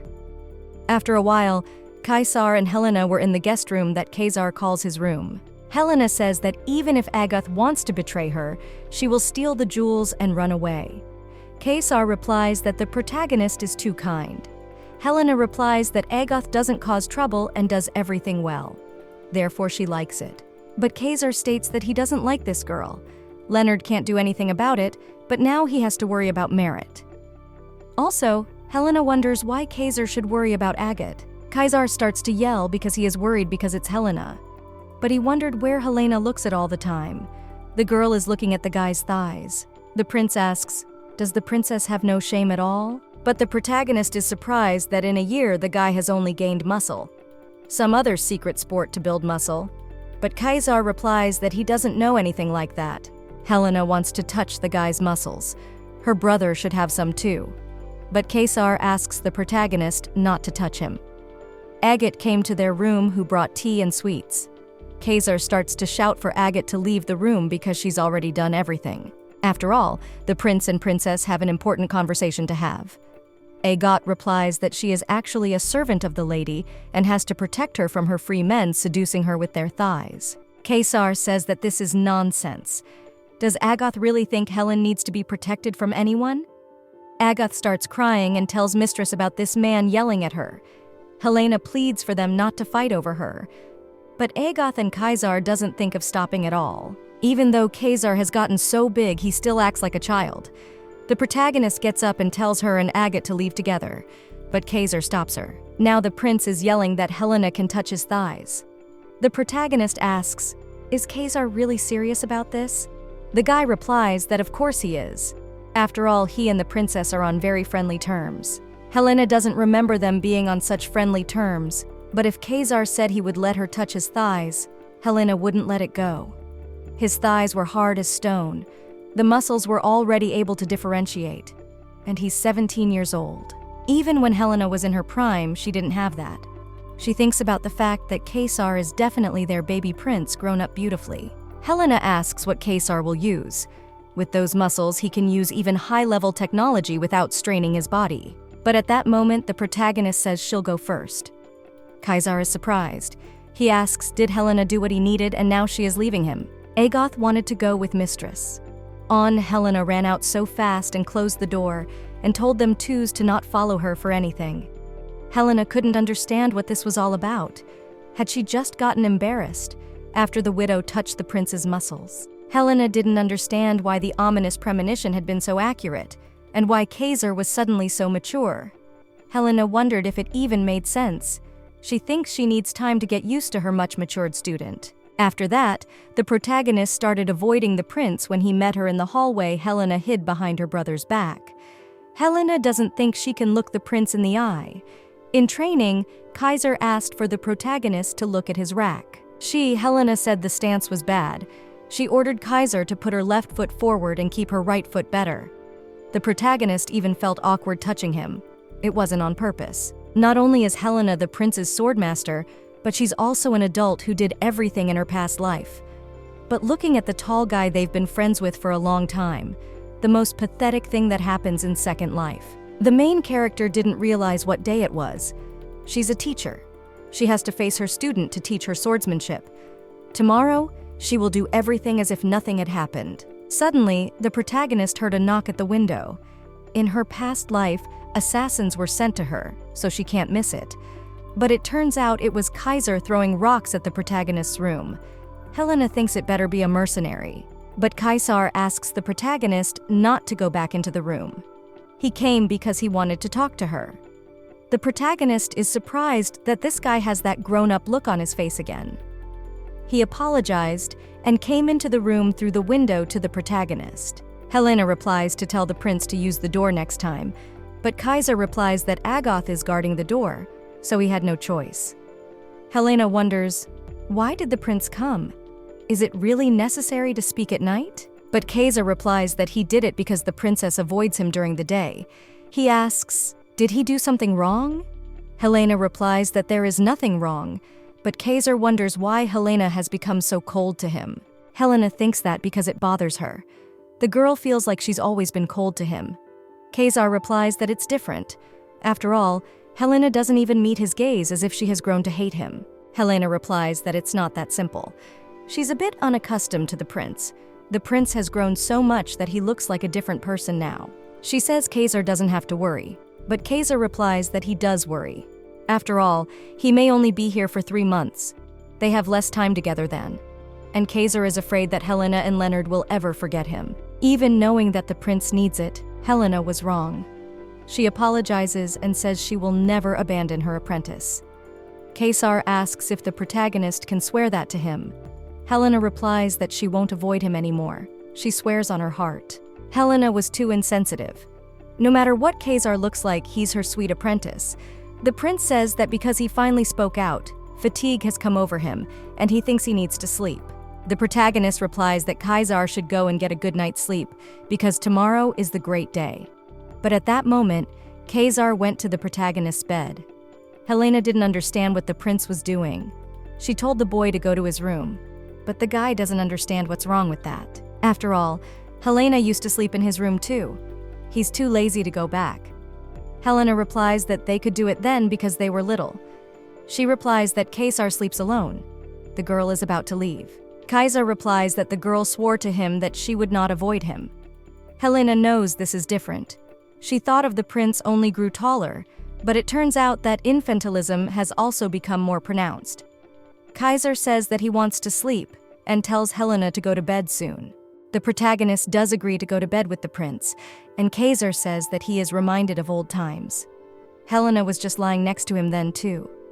If the prince had known she wouldn't like it, he never would have grown up. Kaiser, who surprised everyone with his sudden growth, reassured the protagonist with his unchanging, childlike character. Helena thought that children do grow up fast. They began to rely on each other again and fell asleep. Kaiser's joining made their private fencing lessons with Leonard more energetic. Helena yelled for Kaiser not to hesitate when attacking the apparatus, not to try to use only the techniques he was used to. Before, because of the emotions the protagonist was experiencing, she was unable to focus, but now she was attentive in the lessons. Every time I meet at other times, they only talked about swords. Also, the kids are really growing up fast. The two boys' skills are improving very quickly, but Kaiser is learning much faster than Helena thought. Now she has to redo the whole lesson plan. The protagonist wonders if her master from a previous life felt the same way. But there's nothing she can do as a teacher. She can't skip class. Suddenly, Hamilton walks into the room as the protagonist and says that Helena is still busy. The Viscount inquired about the progress of His Highness's abilities. Helena replies that it is because of this that she has more work to do. She says that Kaiser is progressing well, and she believes that the Imperial Castle has also assigned him a good teacher. Hamilton says that it is also to his credit that for 9 months he has been following the mistress's training plan. So Helena didn't make the plan for nothing. Hamilton is incredibly grateful to the main character for being a close friend to His Highness. Hamilton says this for a reason. At least at this point, His Highness is like his peers, chatting and laughing. Helena doesn't know what that means, unless the fact that Kaiser is laughing and making noise is something unusual. Hamilton wonders if the protagonist is aware of what people call His Highness in the Imperial Castle. They say he is a man who will tear to pieces and kill anyone who comes near him. He trusts no one and keeps no one close to him. After he was sent a hitman, he became even more violent. Helena didn't know about the assassin because Kaiser never mentioned it. Gorilla tells her that castles aren't the best environment right now, so he asks to keep what he's about to say a secret. Hamilton is sure that the prince wants to bother his mistress about it. Helena realizes it's obvious, and how Kaiser is hard at the castle. Hamilton says that even so, Kaiser doesn't change his mind about becoming emperor, so he's very reliable. And it's all thanks to the princess. After all, he heard that with Helena made a promise that she would make the prince emperor. At first, Hamilton was worried that Helena was just acting like a teacher, but his worries were in vain. He asks that Helena continue to take care of His Highness in the future. Helena is surprised that Hamilton bows to her, despite the fact that she is still very young. Helena remembers that she asked for Kaiser to be her emperor. The girl doesn't realize if she made that promise too rashly. Helena realizes that Kaiser is hard, but she doesn't want to get involved with the imperial family. After all, in this life you want to live quietly and peacefully. After a while, Kaiser came to the room to the main character and asked why Helena called him. The girl had swords in her hands. He asked if there was going to be a lesson again. Helena replies that from now until the moment he leaves. They will have a special class every night. Kaiser is surprised that they will be held without Leonard. Helena replies that this is because she will be teaching him dirty, sneaky techniques that she can't show her brother. Kaiser is surprised at what the protagonist said, and at that moment, Helena attacks the prince. He asks how Helena can attack so sneakily.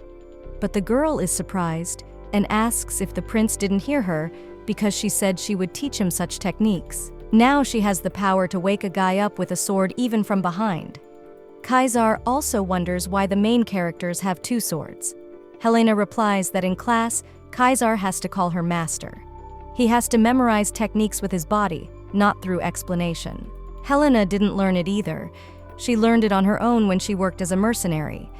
It's not a technique used in duels.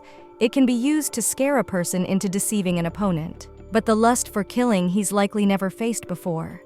If Kaiser is afraid and turns away, he'll only die. Helena thought Kaiser would keep up with her. After all, he has the ability.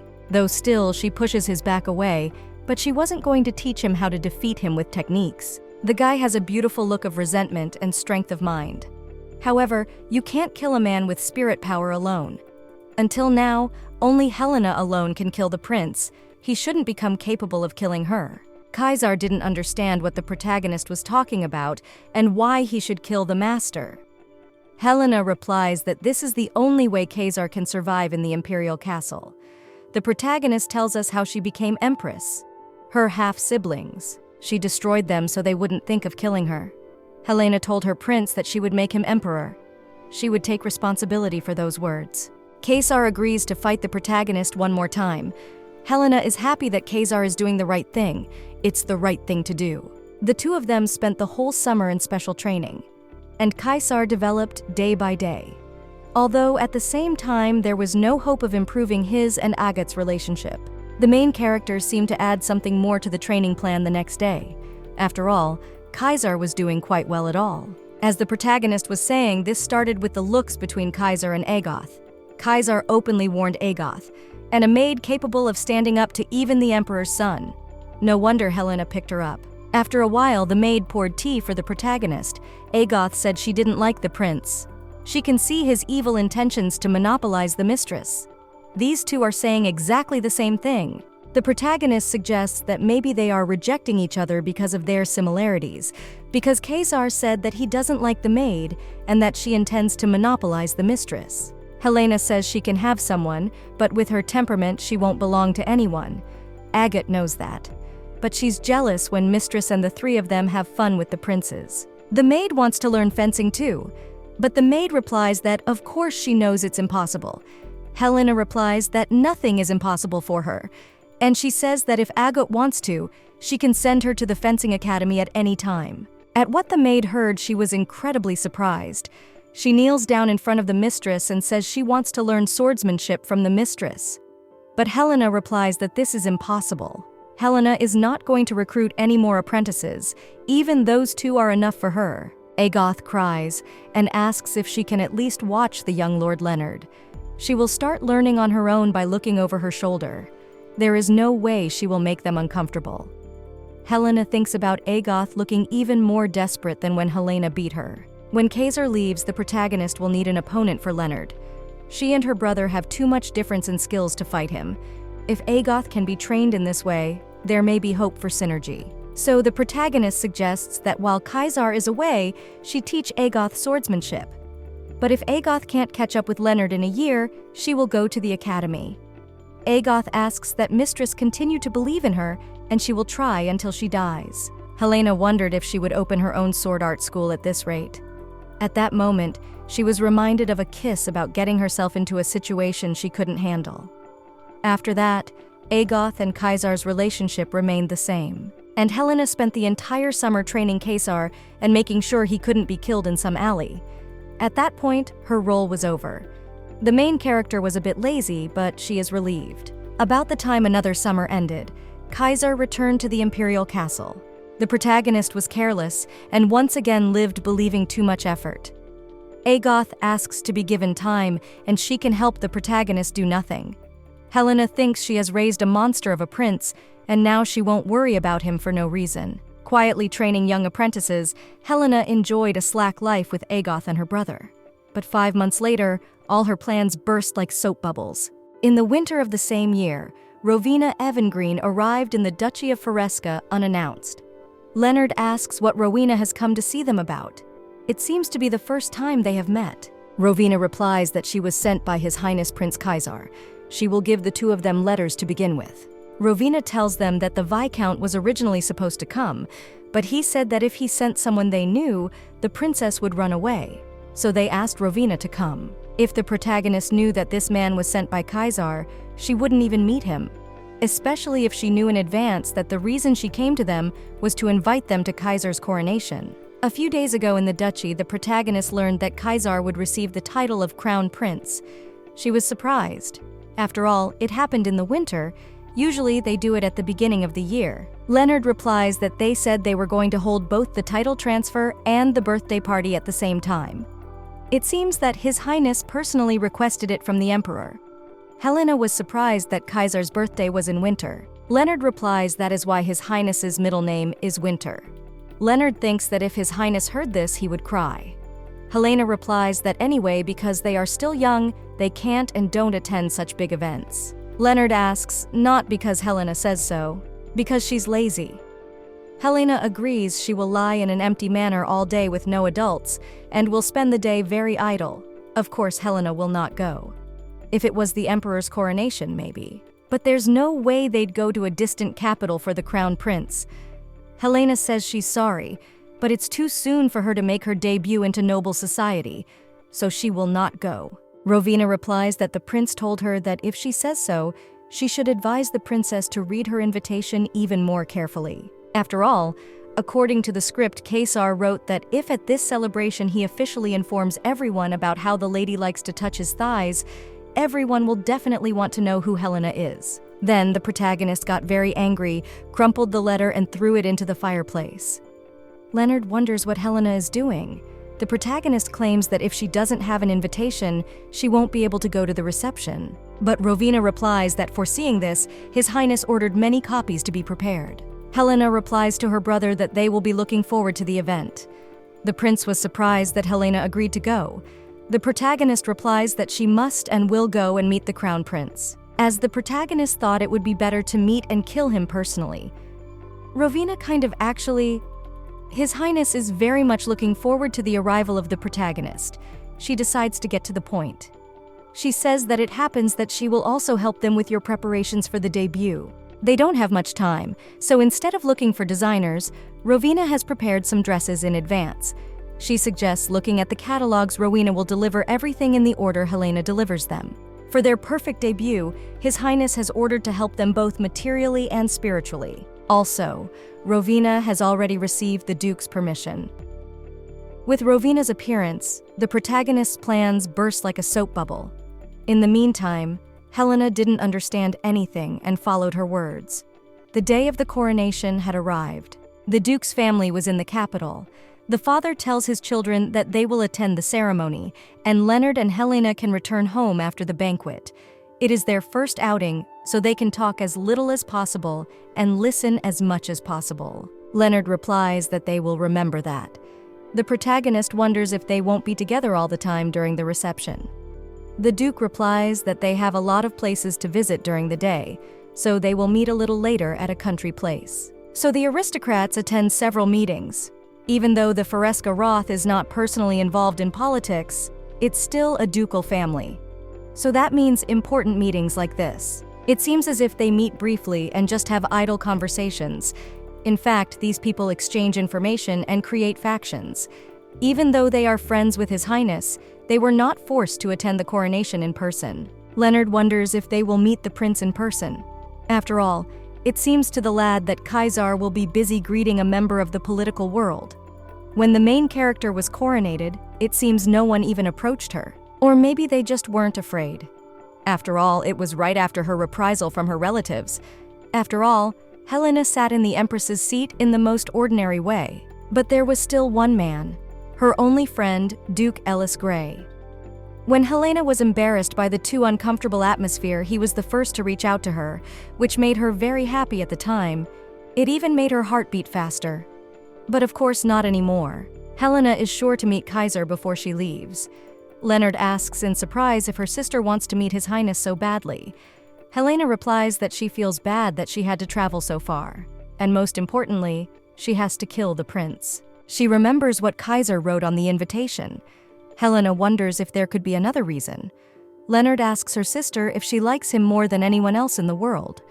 Helena replies that her brother is the best. Even if you combine her past and this life, there has never been a man as kind and handsome as Leonard in them. For the sake of her brother's debut into society, Kaiser's punishment must be delayed a bit. Leonard suggests we go, for it seems the celebration is beginning. In any case, Helena has already been around an unbearable number of parties in her past life, so just like her father said, she'll just stay in the corner and then leave. 30 minutes later, a girl poured a glass of wine on the protagonist's dress. She apologized. After all, she only had a shaky hand. She thinks the lady needs a change of clothes. The protagonist is really not left alone. The celebration has begun. The rules of reception have not changed even after several hundred years. People gather around the beautiful and influential people, and that means that people have started to gather around them. The protagonist is already being asked to join a reading club. The protagonist replies to the people that she is really very happy to meet so many good people, but she is very bored. Leonard is doing a good job. Helena thinks that she can already get out of all this little by little. The protagonist asks that she interrupts them. She is ashamed to say this, but it is the first time she is at such an event, so she would like to relax a bit. Started to offer the protagonist to take her to the restroom and bring something to drink. The protagonist didn't realize what was wrong with these guys. She doesn't even have a reason to refuse. But suddenly, behind the back of the protagonist appears a roof that says that as a chaperone to his sister, he will do it himself. The protagonist is glad that she survived. Helena was just about to escape from there. The prince replies that he figured as much. Leonard asks if no one touched his sister. Helena replies that it's okay. Her brother says that if anyone touches her sister, she should tell him, and he will beat them all up. This is the first time Helena has seen her brother so fierce. Leonard decides to get something to drink. Helena thinks about the fact that if the brother goes out, to will probably be held hostage by the lady for some time. The room was nice and quiet, and it seemed like Helena could rest in comfort for a while. But the unexpected protagonist was awakened. Mostly those who go in such groups are not very nice people. Helena says that if the girl who approached her is looking for her brother and should go towards the hall, but the girl replies that she was looking for Princess Fesca. The girl says her name is Julika Bronte. The protagonist realizes that the Brontes are related to the Duchy of Bel-Air, who are family and favorites. They had a long conflict with the first Prince Kaiser. Kaiser granted the favorite the title. The Empress in turn continued to oppose his becoming crown prince. Both have considerable power, so their battle lasted a long time, but some kind of deal was made, and this year Kaiser rose to the position of crown prince. They can't be on good terms with Kaiser, but Helena doesn't understand why these girls came here. The protagonist asks if they have any business with her. Julika answers that there are rumors that Helena is friends with His Highness the Crown Prince. Helena replies that she is. At this point, the girls start laughing with the main character. Julika just never thought she would hear about this rumor. Here is the protagonist. Julika says that sometimes there are aristocrats who exchange a few words with His Highness, but brag about their friendship with him. The protagonist agrees with the girls that there are such people, but the girl doesn't understand why these babies bore her.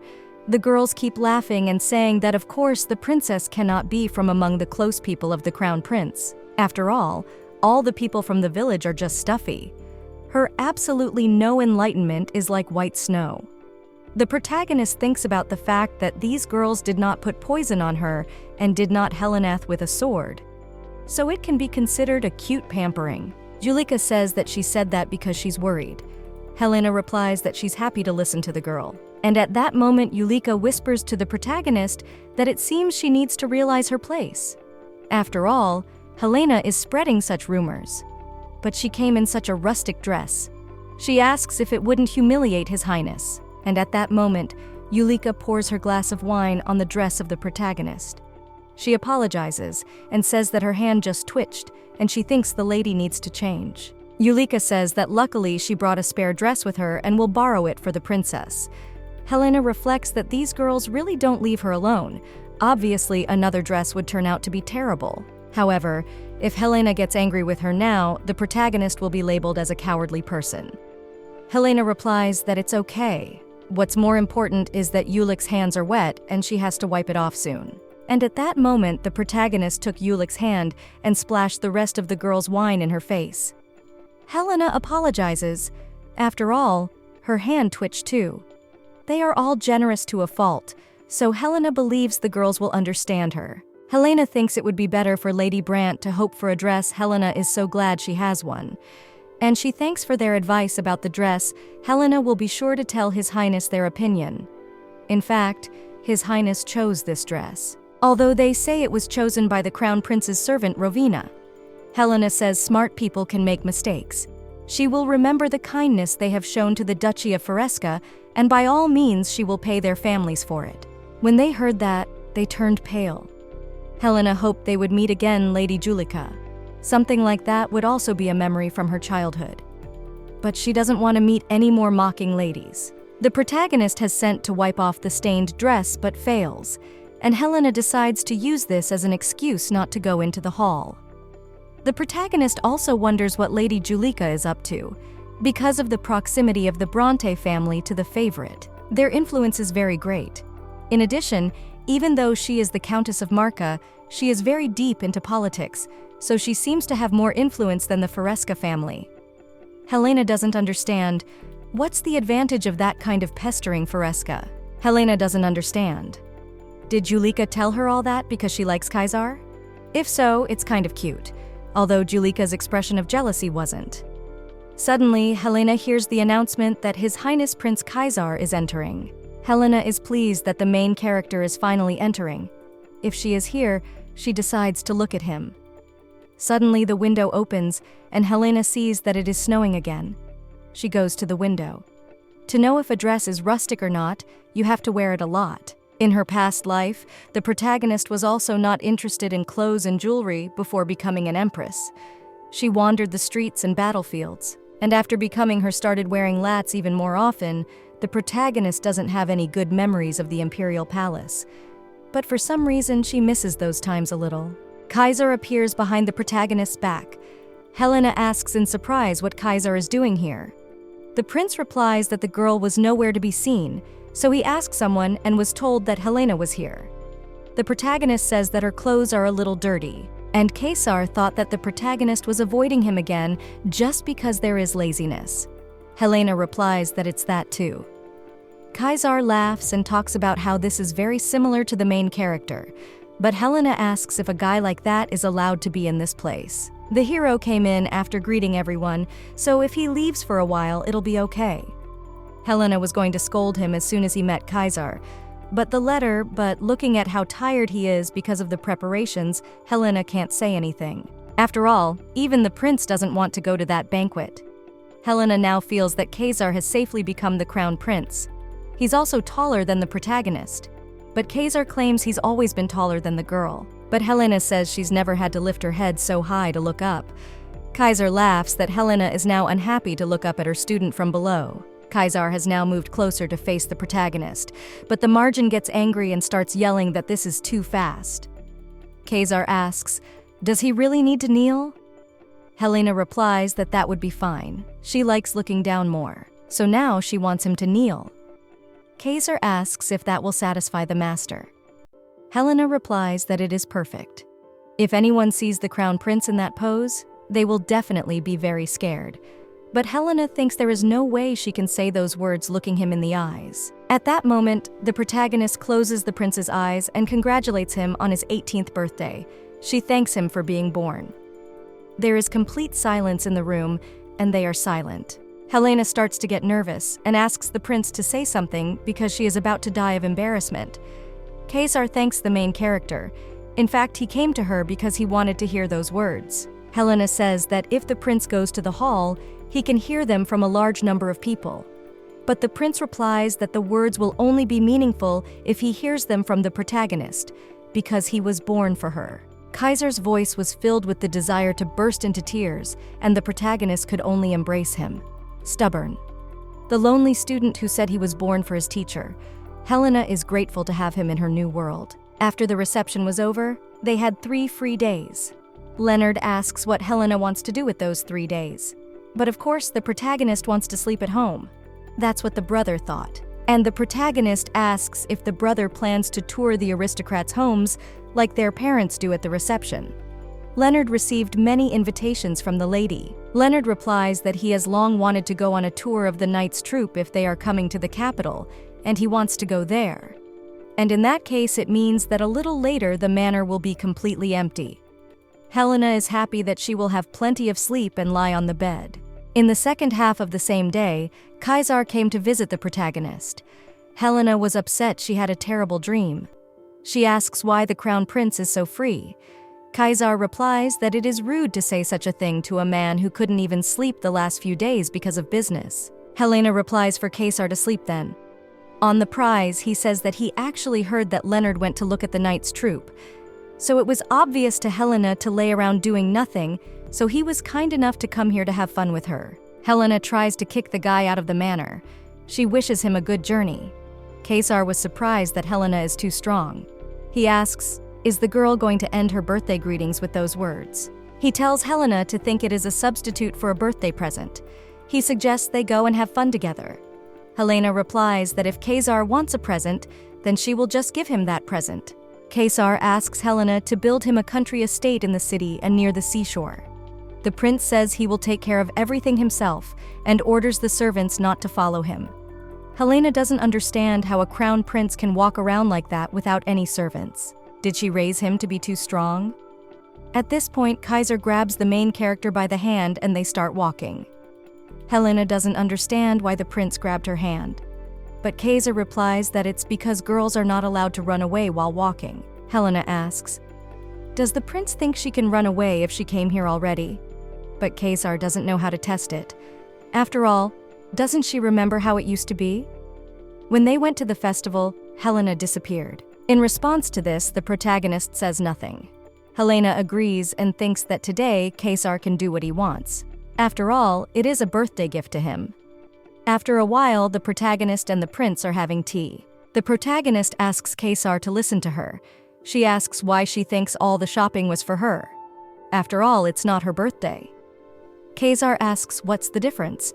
After all, he likes to buy something for her more. But Helena replies that they still went out because of the prince, so she asks that the prince buy something for himself too. Kaiser replies that he uses if anything made by great craftsmen, so he doesn't need it. The princess replies that it makes her sick. She asks, does Kaiser really not want to buy anything for himself? Not an estate. Kaiser replies that if he could, he would like to buy the protagonist. Helena doesn't understand when this guy became so cunning. Before, when she bullied him, Kaiser would quickly boil over and get angry. But the more he matures, the worse his character seems to get. He's the only one with a sweet face. The Emperor's castle stands on bad ground. Kaiser asks the protagonist how yesterday's reception was, but Helena doesn't even know because she only showed her face briefly at first and was just in the room the whole time, and after Kaiser left too. The prince wonders, did Helena not meet anyone? Of course, it sounds like her for such a bit too much. Helena asks, what does the prince even care? But also the crown prince wonders if any men have touched the princess. Helena replies that not that anything has. At this point, she realized what she was talking about. This makes Kaiser angry, but Helena replies that she may have become a bit friendly with Lady Bronte. Kaiser asks in surprise if Helena is talking about the Margravine Bronte. Helena thinks that the Bronte family is on the favorite's side. It seems that the protagonist said something stupid. She thinks that she should change the subject soon. Also, Helena wanted to give something to the prince. Actually, she should have given it to him during the reception, but it wouldn't be as good compared to the other gifts, so Helena gives it to him now. The prince takes the gift in his hands, wondering if it's really for him, and he wonders if he can open it. Helena answers it's true, it's something very modest, so Kaiser can't get his hopes up. When Kaiser opens the gift, he's surprised, because it turns out that Helena is really terrible at knitting. Helena starts yelling and screaming for Kaiser to return it, but the crown prince has already wrapped himself in a new scarf. Kaiser talks about how he likes this scarf the best of all the gifts he has received. But Helena replies that these are empty words. At the reception, the prince received many different jewels. But Kaiser replies that these jewels were not for him, for the imperial family. It is only for him.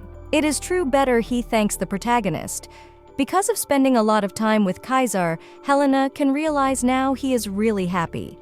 The protagonist talks about how she never thought the guy would like the knitted balloon so much. He has weirder tastes than the protagonist realized. Kaiser yells that he really likes it so much that he's willing to give his life for it. Helena replies that even so, the scarf is hardly worth giving your life for. The protagonist thinks about the fact that the further it gets, the harder it is to understand this student. The night the protagonist and the prince were in the carriage coming home, Helena looked out the window and thought that unlike the lands and duchy that were provinces, Capital Night was dazzlingly gorgeous. Unceasingly beautiful 500 years ago, the protagonist had encountered countless nights in this city. But Helena doesn't understand why she feels as if it's even more beautiful now. At this point, the protagonist tells Kaiser to wake up because she can see the manor. But Kaiser can't hear her. He's completely disconnected. Helena doesn't realize if Kaiser was that tired. It would be better if during the meeting with her, the prince spent this time to rest. The main character tries to wake up the prince. After all, they are almost there. But when Kaiser opened her eyes suddenly, the carriage stopped very sharply, and Kaiser started to fall on the main character. With his face, he touched the protagonist's face. The coachman apologizes because the road is a bit rough. The protagonist and the prince touch. Must not be such a romantic description, rather they almost lost their front teeth. The protagonist and prince were in pain. Kaiser screams that it can't be, and it doesn't count. Helena doesn't realize what the prince said to Kaiser kept saying that it doesn't count. But Helena doesn't understand exactly what the prince means. The protagonist wonders, did this guy really dislike their encounter that much? Suddenly, the coachman says that they have arrived, and Helena opens the door, hitting the coachman. The protagonist is angry and tries to run away as fast as possible into the house. Soot stops the girl. Helena doesn't listen to him. When the protagonist went into the house, she was met by her older brother. He asks what is wrong with the main character's lips because they are swollen and she was hurt. Helena doesn't understand. Is it really noticeable? The girl says that it's because the carriage they were riding in was shaking, and Helena bumped and bit her lip. Leonard also talks about the sister's face being red. He hopes her sister does not have a cold. He offers to call a healer. The protagonist was very red. She assumes she is shy, so much so it is noticeable. Helena replies that she thinks she needs to rest soon and get well. She will go first. The protagonist didn't mean to deceive her brother. After all, she can't say she's had lip contact with the crown prince. She wants to go back to their estate where she will not have to meet the crown prince. She will forget all this and will rest without thinking about anything. 2 days later, it started snowing in the capital, and it was obvious that the plan to return home would fail because of it. Hamilton came to the protagonist asking her to listen to him. Hamilton repeatedly and insistently asked His Highness to bring the enthronement rehearsal in the afternoon, but he spent the first half of the day practicing fencing and came in all sweaty. Kaiser replies that it's just a rehearsal and it doesn't matter if he's sweaty or not. But Hamilton doesn't understand how it could make any difference to me.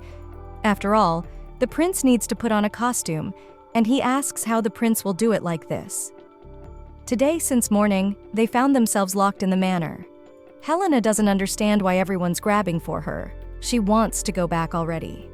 The protagonist thinks about the fact that it's a pity that Hamilton came at the moment when the only one who is not here is Leonard. It turns out that the older brother of the protagonist has received an invitation from the main night squad. In a normal situation, Helena would not even hesitate because of Hamilton's complaints. Hamilton says that he's terribly upset about His Highness anyway. He asks for the princess to say something. But Helena replies that of course Kaiser is to blame. She doesn't know all the details, but it's obvious that Kaiser did wrong. Kaiser starts to get angry and yell. He asks what this emphasis is. Hamilton says that as he expected from the princess realizes what his burden is.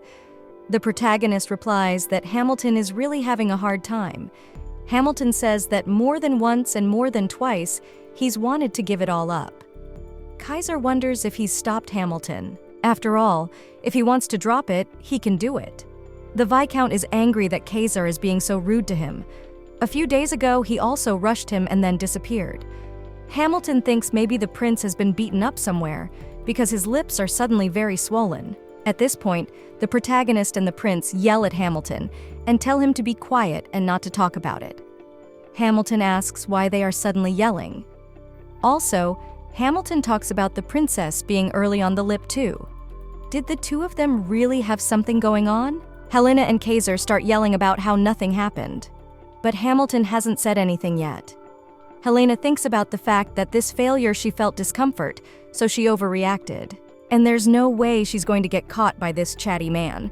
The protagonist asks if Hamilton knew that this estate has a convent advice Bible. Hamilton wonders if these are the famous council records of the convent transcribed in exquisite handwriting.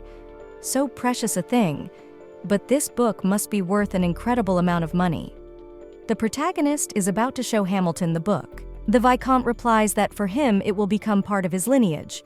Kaiser is also going to go along with them, but the protagonist starts shouting that she will go with Hamilton and Kaiser should stay in this place. The protagonist struggled to divert Hamilton's attention to something else. And what will they do if the root cause of the lip smacking goes after them? Hamilton tells His Highness to wait in this place, because if many people make a fuss, the expensive book will be ruined. Kaiser replies that they should do as though. Helena thinks about what a bad temper the prince has. Hamilton can't believe he got to see such precious books. He says he's honored. Helena thinks that it's been a long time, but Hamilton never gets tired of it, as if he's fallen in love with the books. But more importantly, she doesn't understand why Kaiser has become like this. She tries every way to hide what happened. Not long ago, Kaiser shouted that everything doesn't count. The girl says that Hamilton must be very busy preparing for the coronation. She asks if it's okay to show up like this. Hamilton replies that it's not allowed at all, but Helena says that they did come because Kaiser was stubborn again.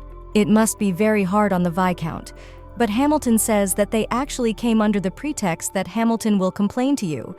Because of the coronation, His Highness has become incredibly sensitive. and can't even sleep, so Hamilton wanted to make sure he could stay in a comfortable place, even for a little while. He asks if the princess knows why the coronation reception was held before her. Helena replies that she heard that they wanted it to be held instead of her birthday, but Hamilton replies that it seems that way, but in reality, it should have been handled sooner. Helena wonders if they decided to hold the coronation in winter instead of New Year's Eve, and to make the plan even more accurate, they even held the celebrations. The reason why there was such a big hurry meant that very soon, the favorite would become empress. If she did that, the Baller family would become more powerful, and she would want to put her young son, not Kaiser, in the crown prince's seat. And Helena wondered why her father didn't enjoy the meetings and awareness and was always very busy. Fesca decided to fully side with Kaiser. The protagonist says that the Duke's estate is too far from the capital, so it was difficult to find out about such rumors. Hamilton replies that if the protagonist wants, he can become her informant. The girl asks in surprise whether Hamilton is joking. After all, Hamilton has always treated her like an adult. She asks why Hamilton is telling her all this. The Vicomte asks, should he call it a return gift for her showing him those precious books today? A very substantial gift indeed. To hear the reason for the early coronation, one could pretend Helena knew nothing. But that all changes when it comes to her student. The protagonist decides to go first. She goes to the room where Kaiser is now. Even living in the largest and most luxurious place in the empire, he can only get a good night's sleep by coming to this small estate. For when Helena entered the room, the prince was asleep. The protagonist asks, does the guy have nowhere to sleep but their home? The protagonist tells him to become emperor even better than ever, knowing what this place is like. The protagonist doesn't wonder if she put too weird a spell on the guy. If something like this is happening, she wants Kaiser to tell her about it and not laugh, pretending like nothing happened and carrying this time alone. The main character, on the other hand, said that Kaiser may be acting childishly, said that he may be fooling around. Although Helena understands the prince's feelings and reluctance to tell her about it, she asks that Kaiser think about how much she blames herself after all this time. Suddenly, the crown prince wakes up and asks when Helena came. The girl tells him that she just came and wanted to paint his face but didn't have time. Now Kaiser says that he can't sleep well in her presence. The protagonist replies that it was a joke, so Kaiser should not do anything stupid. The prince agrees with the protagonist. Kaiser touches the protagonist's face with his hand and tells her that her wound is not healing. And suddenly, Kaiser pulls the protagonist's face to his and kisses her. Just then, somehow naturally and fleetingly, Kaiser asks if he can kiss the protagonist. Helena replies that the guy should have asked that before he did. Kaiser replies that then he can kiss her again. Helena didn't realize if it was okay to do that to a student, but at a young and uninformed age, it is quite possible to pull something like that once out of interest. A first kiss is always such a first kiss. It can be given to anyone who has a little interest. It's completely frivolous for both the prince and the protagonist. After the snow stopped coming, the protagonist and her brother could leave the capital as planned. Hamilton and Rowena came to see them off, but Kaiser did not show up. Leonard asks if the protagonist misses her. Helena does not understand what her brother is talking about, but Leonard clarifies that he is talking about Agat Vitya. She couldn't go with them because the head maid wouldn't allow it. Helena replies that of course she misses them. She says she misses her very much. It's been the third summer since Kaiser received the title of Crown Prince during the last tour of the Leonard Knight Squadron. The knight asks, is the innocent like an angel lord coming for an inspection? He wants to show the lord how scary the Scarlet Knight Squad is. They will have 100 times more interesting training than usual. He asks how they're going to do it. Obviously, the master will be the first to fall down. After a while, everyone was exhausted. Leonard talked about how hard the training in the Night Squad was, really hard, but it didn't show. And so on realized it was the Grand Master. So he caught the eye of the captain of the Scarlet Knight Squad and started attending the military academy. Because of this, Helena and Leonard could only see each other once a month. Kaiser, too, although he visited the duchy, could no longer stay here as long as he used to. The powers he had gained from lost freedom were equal to each other.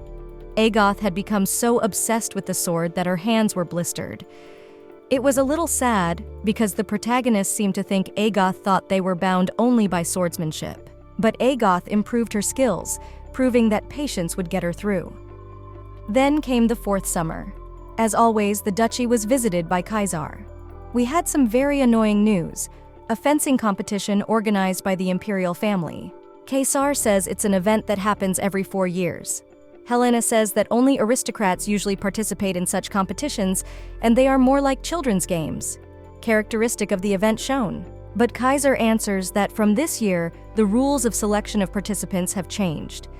Initially, the competition seemed to be only the holders of the knight title, but from now on, not only aristocrats can participate in it. The organizers are the imperial family, but there is no restriction on participation, and there will definitely be a huge number of capable people. Kaiser says it's going to be a lot of fun. Helena thinks it's entertaining because her older brother just needed some real combat practice. Day and night, Helena worries about her brother. At that moment, Agate came to her and brought them a chocolate tart as a dessert. Kaiser was angry because Agate had brought a chocolate tart.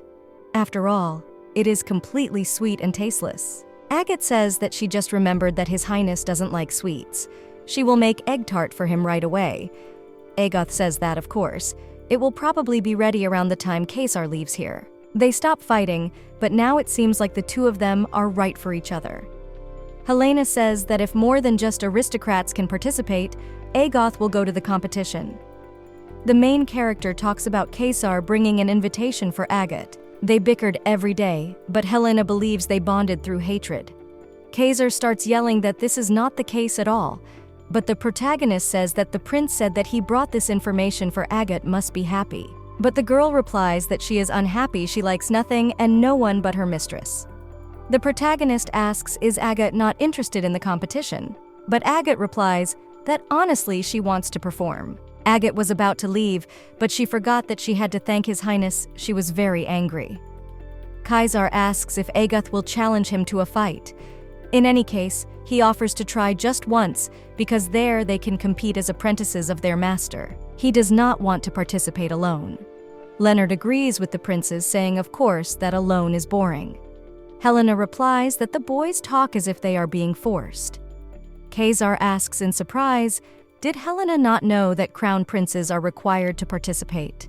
Helena asks in surprise, since when did it become a rule? Leonard tells her that it has been the rule since Empress Dante of Grey took over. After all, one of the hallmarks of the ruling family is the sword. There's a reason His Majesty started fencing at an early age. The protagonist thinks that because she was too distinguished in a previous life, she developed this tradition of the incredible butterfly effect. She did it all just to make a living. Helena thinks the competition is a chance to see how much these three students' abilities have evolved. She suggests that the three of them go out there and shine a light on everyone. Kaiser was about to leave, but suddenly Helena stops him and says that Kaiser could have spent the night because traveling in a carriage at night can be dangerous. The prince replies that it was late, so he was going to leave quietly. He was on his way to Salisbury, and on the way he stopped by this place for a while because he has to go back. The protagonist says that this means that Kaiser has gotten very busy since taking the title. The boy replies that it's okay because he was ready for this. Helena asks if he won't stay in the duchy this summer. Actually, he should be staying with them by now. Kaiser apologizes to the protagonist. Helena thinks she was wrong to ask. It's obvious Kaiser's busy. It's like she's clinging to him. Certainly, since the day they kissed 3 years ago, their relationship has been oddly awkward. No one's ever spoken first about what happened then. The protagonist speculates that maybe it's because they were afraid of their suddenly changed relationship.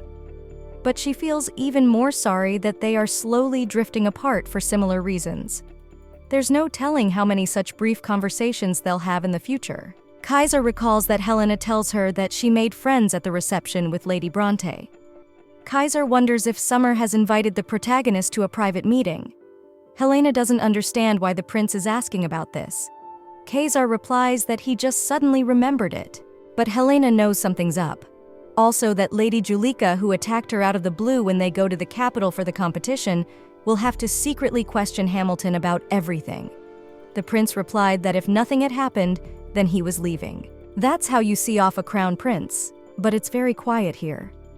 After Helena heard before the last reception about the reason for the rush, she thought about what should be done if the Empress moved Kaiser's reception. The protagonist was worried that he might not be taken seriously. Suddenly, the protagonist catches up with the prince and talks about how if anyone bullies him, he can tell her anytime. Kaiser replies that he is her apprentice. Helena thinks about the fact that she trained Kaiser, so now no one can defeat him. What the protagonist means is that Kaiser can act like a child. After saying that, the prince came up to the protagonist and hugged her. Helena tries to understand what the prince is doing, and Kaiser replies that he's being childish. After all, you have to be energized to endure hardship. If that's the level of surprise Kaiser wants, the protagonist can give it to him as much as he wants. The protagonist will give it all to him, so she wants Kaiser to come back for more. Her sweet apprentice. A month later, the three of them head to Capital Manor for the competition. The main character's parents are so happy that Helena finally wants something in this life. After all, she is even going to the capital of her own volition. Her father says that if Helena goes there, she should try to take part in the meetings of aristocrats. Helena doesn't understand what kind of meetings her parents are talking about.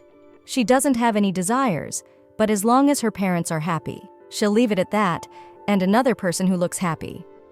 The protagonist asks if the maid Agate is fascinated by the capital. Agate thought she couldn't come here until she came of age, and it's really amazing. She asks for the mistress to see, since so many carriages come to this place, that there is not a single cracked tile. The protagonist is surprised that this surprises the maid. Agate also asks about the incredible castle. She asks who lives in such an estate. Helena replies that Kaiser lives there, with whom they don't like each other. 500 years ago, Helena lived there too. There's also a dragon statue there that's really huge. It's in honor of the main character killing the evil dragon. As the maids wander around, it's like they're taking a dog for a walk. But the protagonist is a little worried not only about the girl's calmness before the competition, but also how joyful she is. Leonard says that even though Helena has been buying Agate a lot of things for some time now, the main character is just so amused to see how every time you get something, Agoth's eyes are ready to fall out of their orbits in surprise. Leonard replies that it amuses him just as much. Agoth says that she is incredibly grateful to Mistress, and Mistress promises that she will try hard. Even if she can't win, she will do her best not to tarnish Mistress's name. The protagonist wonders what Agoth is talking about, because if she's going out, she has to win.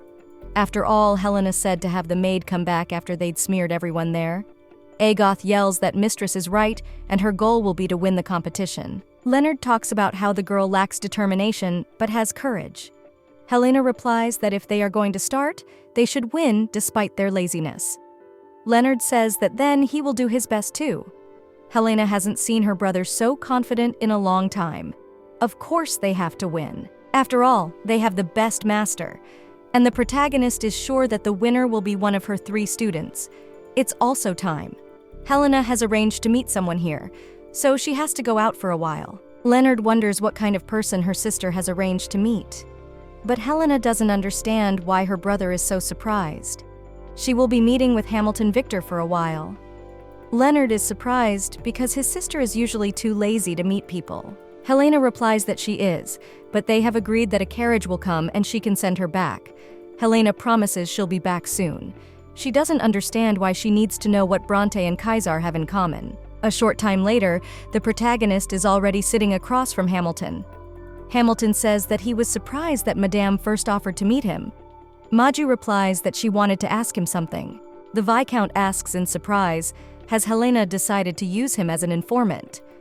I answer Helena that I am not interested in politics at all. Leonard doesn't understand why this is happening. Helena thinks that this man wanted to lure her into the political faction, but she can't relax. Hamilton wonders what the protagonist wants to know from him. Helena replies that she wants to know if he knows the Bronte family well. Hamilton does not understand whether the lady of the Bronte family has done something to the protagonist. But Helena replies that Hamilton doesn't say whether he knows or not, and asks if she did something. Hamilton replies that he seems to have misspoken. Helena says the guy shouldn't be a spy. He asks where he should start.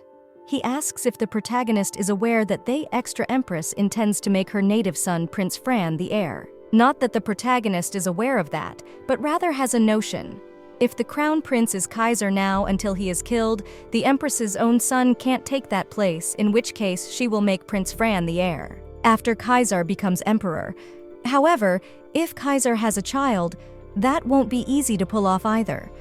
Most of the palace's internal forces have sided with His Highness the Crown Prince. If this continues, it will become even more difficult for the Empress to make Prince Fran the Crown Prince. That's why she wants to promote her people to the highest positions. Now the protagonist realizes what it means that she wants to make Julika Bronte the Crown Prince's wife. Hamilton replies that this was planned a long time ago. Now the protagonist realizes for what purpose the sudden declaration of war. It's a political battle between them. The protagonist says that then it must be time to discuss Kaiser's engagement. Hamilton is surprised because Helena is calmer than he thought. The protagonist replies that there is nothing to be surprised about, even though Helena was never married until her death. Hamilton says that if Helena wants to take the place of the Crown Prince's wife, they have a strong enough desire to encourage her to do so. Hamilton asks what the protagonist thinks about it, but Helena doesn't want to. When Hamilton hears this, he's shocked. He can't believe what he's heard. But in the future, Helena could be the Emperor's wife. The protagonist wonders if it's worth doing something so interesting to me, for the sake of becoming some kind of Emperor's wife. Hamilton asks in surprise, does the protagonist really not like it? But the protagonist is not interested in this. In the past, she was an empress, and she is green to be the Emperor's wife. Hamilton feels a sense of despair. After all, Helena is such a person. At this moment, the protagonist remembers that Kaiser did not know that he was to marry one of the candidates soon. She wonders what Kaiser was thinking when he went to kiss her. Soon there is a lot of talk about the future wife of the Crown Prince, whoever becomes her even because of the extra eyes and ears. Because from now on it will be difficult to meet even as somehow the main character because of this is sad. It's finally the morning of the fencing competition. The main stage with 16 swordsmen who passed yesterday's qualifying round would begin very soon. The protagonist was thinking that maybe because of the lack of qualification restrictions, the spectator seat is completely packed. Maybe that's why he escorted the protagonist to the first floor seat. The view from here is better than from the terrace. Suddenly, a girl sat down next to the protagonist. Helena didn't realize who had put on such a chattering dress to watch the sword competition. And in front of the protagonist was Julika. When Julika saw the protagonist, she got scared and started to run away, saying that she would take another seat. Well, at this moment, the protagonist grabbed the girl's hand and asked why so many difficulties in transplantation. At this point, she sat the girl down next to her. Helena says that they haven't seen each other for a long time. Julika also asks how Lady is doing. The protagonist wonders why Julika is so tense. After all, the protagonist has been doing well because of her. Helena asks Lady Julika to smile and not to spoil the atmosphere, or people will think they have a bad relationship. The protagonist thinks that if Julika is so weak in spirit, what is she going to do when she enters the imperial family? At that moment, Julika started laughing. The protagonist thinks that even such silly people seem nice to her, and the girl has a disease about it. After a while, the main round of the fencing competition was already announced. Even though it was the aristocrats' games, they were quite fast and lively, but Agoth was performing. People couldn't understand what kind of girl this girl was sword fighting. She seems very young, but her agility and speed is incredible. Agoth's desire to learn the practical use of the sword paid off. It's a shame she lost, but she'll probably be flooded with love letters at the end of this competition. Leonard's coming out. People are discussing whether he is the Duke of Fesca's son. They say he has won several times at other events. He's also attending military school now. They're very eager to see how Leonard has grown. And in just 2 lunges, Leonard won his opponent. Leonard extended his hand to his opponent and said that it was a beautiful duel. The protagonist thinks of more letters from the lady piling up at their house. There's one last person the protagonist is worried about, and that's Crown Prince Kaiser. When Kaiser fought his opponent, he got the victory. All the aristocrats were surprised that Kaiser didn't even use his other hand in the fight. It is said that the sword reflects the character of the owner. Helena doesn't understand how Kaiser can be so cold and direct. After all, he is the Grey Wolf and the rumor.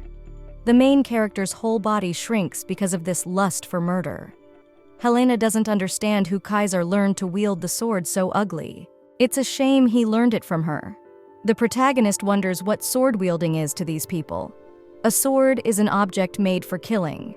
And of course, it gives off such energy. Winning again, and the final battle is about to begin with Leonard Fesca and His Highness Crown Prince Kaiser. Now whoever wins, the winner will be the protagonist's apprentice. Helena wonders if the sword and His Highness are not perfectly smooth and beautiful. She asks this of Lady Julik. The girl is surprised at such a question. Helena replies that usually superior abilities infuse terror. However, that is the charm of battle. Helena asks if the beauty of the sword is the precision with which it divides life and death. Julika replies that if you listen to her that way, she agrees with the main character's words. Helena says that all men need to know what sword they are falling under. When the protagonist's father and mother heard this, they were surprised. Julika says that what matters is that His Highness looks cool. The protagonist thinks that Julika didn't understand anything she said. And the protagonist actually fought the girl with energies. She doesn't understand how someone like Julika intends to become the wife of this crown prince. The protagonist is not boring enough to worry about the daughter of someone else's family. But suddenly, the crown prince's sword is already at Leonard's neck, and the winner is decided. It is said that the final victory of this tournament goes to His Highness Crown Prince Kaiser. Julika shouts that this is the first time that His Highness the Crown Prince has won such a tournament. The protagonist thinks so. All past crown princes have participated not much, so they just showed satisfactory matches and walked out of the tournament. But her apprentice is not like that, and the prince was given the winner's wreath. Everyone congratulated His Highness on his victory. Helena asks why all the ladies are so excited, and why Kaiser is going to her side. Julika replies that there is a tradition that the winner gives the victory wreath to the girl he likes. Helena thinks about the fact that Julika knows absolutely nothing about swords. The protagonist doesn't understand what it means. Julika is up and waiting for a wreath from the prince. Helena reflects on the fact that she has chosen an unfortunate place. She tries to turn away from the prince's gaze. Julika turns to His Highness and sincerely congratulates him on his victory. Julika says she believed Kaiser would win. The prince is glad he can repay her faith. Helena doesn't realize what that business smile is. At that moment, the protagonist notices the current empress watching them. Helena realizes that this is what politics is all about. But the crown prince removes his wreath and puts it on the protagonist's head and says that he dedicates all of today's honors to his esteemed master. All the ladies were surprised, even the empress was surprised, and Julika cried and was frightened. Hopes for a quiet life of the protagonist were shattered. After a while, everyone was discussing what is said that His Highness the Crown Prince passed the wine to Duke Fesca's daughter. She was a fencing teacher. The rumor spread lightning fast, but everyone in the Western lands knows about it. They heard that Helena also taught her brother. They didn't understand how it was possible, but people wondered if the passing of the wreath indicated the Crown Prince's desire to make this lady his wife. The Crown Prince's wife, if she was from Fesca, such a thing might well happen. At the end of such conversations, it was constantly questioned what would then remain of the Lady Bronte. Kaiser talks about how he has committed a mortal sin. Helena asks what she hates most. Kaiser replies that what Helena hates most is what gives her a headache. The girl asks what the prince did. Kaiser answers that he created a situation that will bring headaches. Helena asks if she can now kill the prince for it. Kaiser asks for mercy. But the girl doesn't understand what the crown prince was even thinking when he gave her the wine. Kaiser asks Helena to listen to what he has to say. He asks if it's wrong for a student who has reached his goal to thank his teacher in this way. Helena talks about how even though Kaiser is right now, she is angry. She orders Kaiser not to laugh. She asks, does the boy intend to join the political battle? But that's not what Kaiser means. The protagonist replies that she and Lady Bronte are now obliged to compete for the crown prince's wife because of her current position.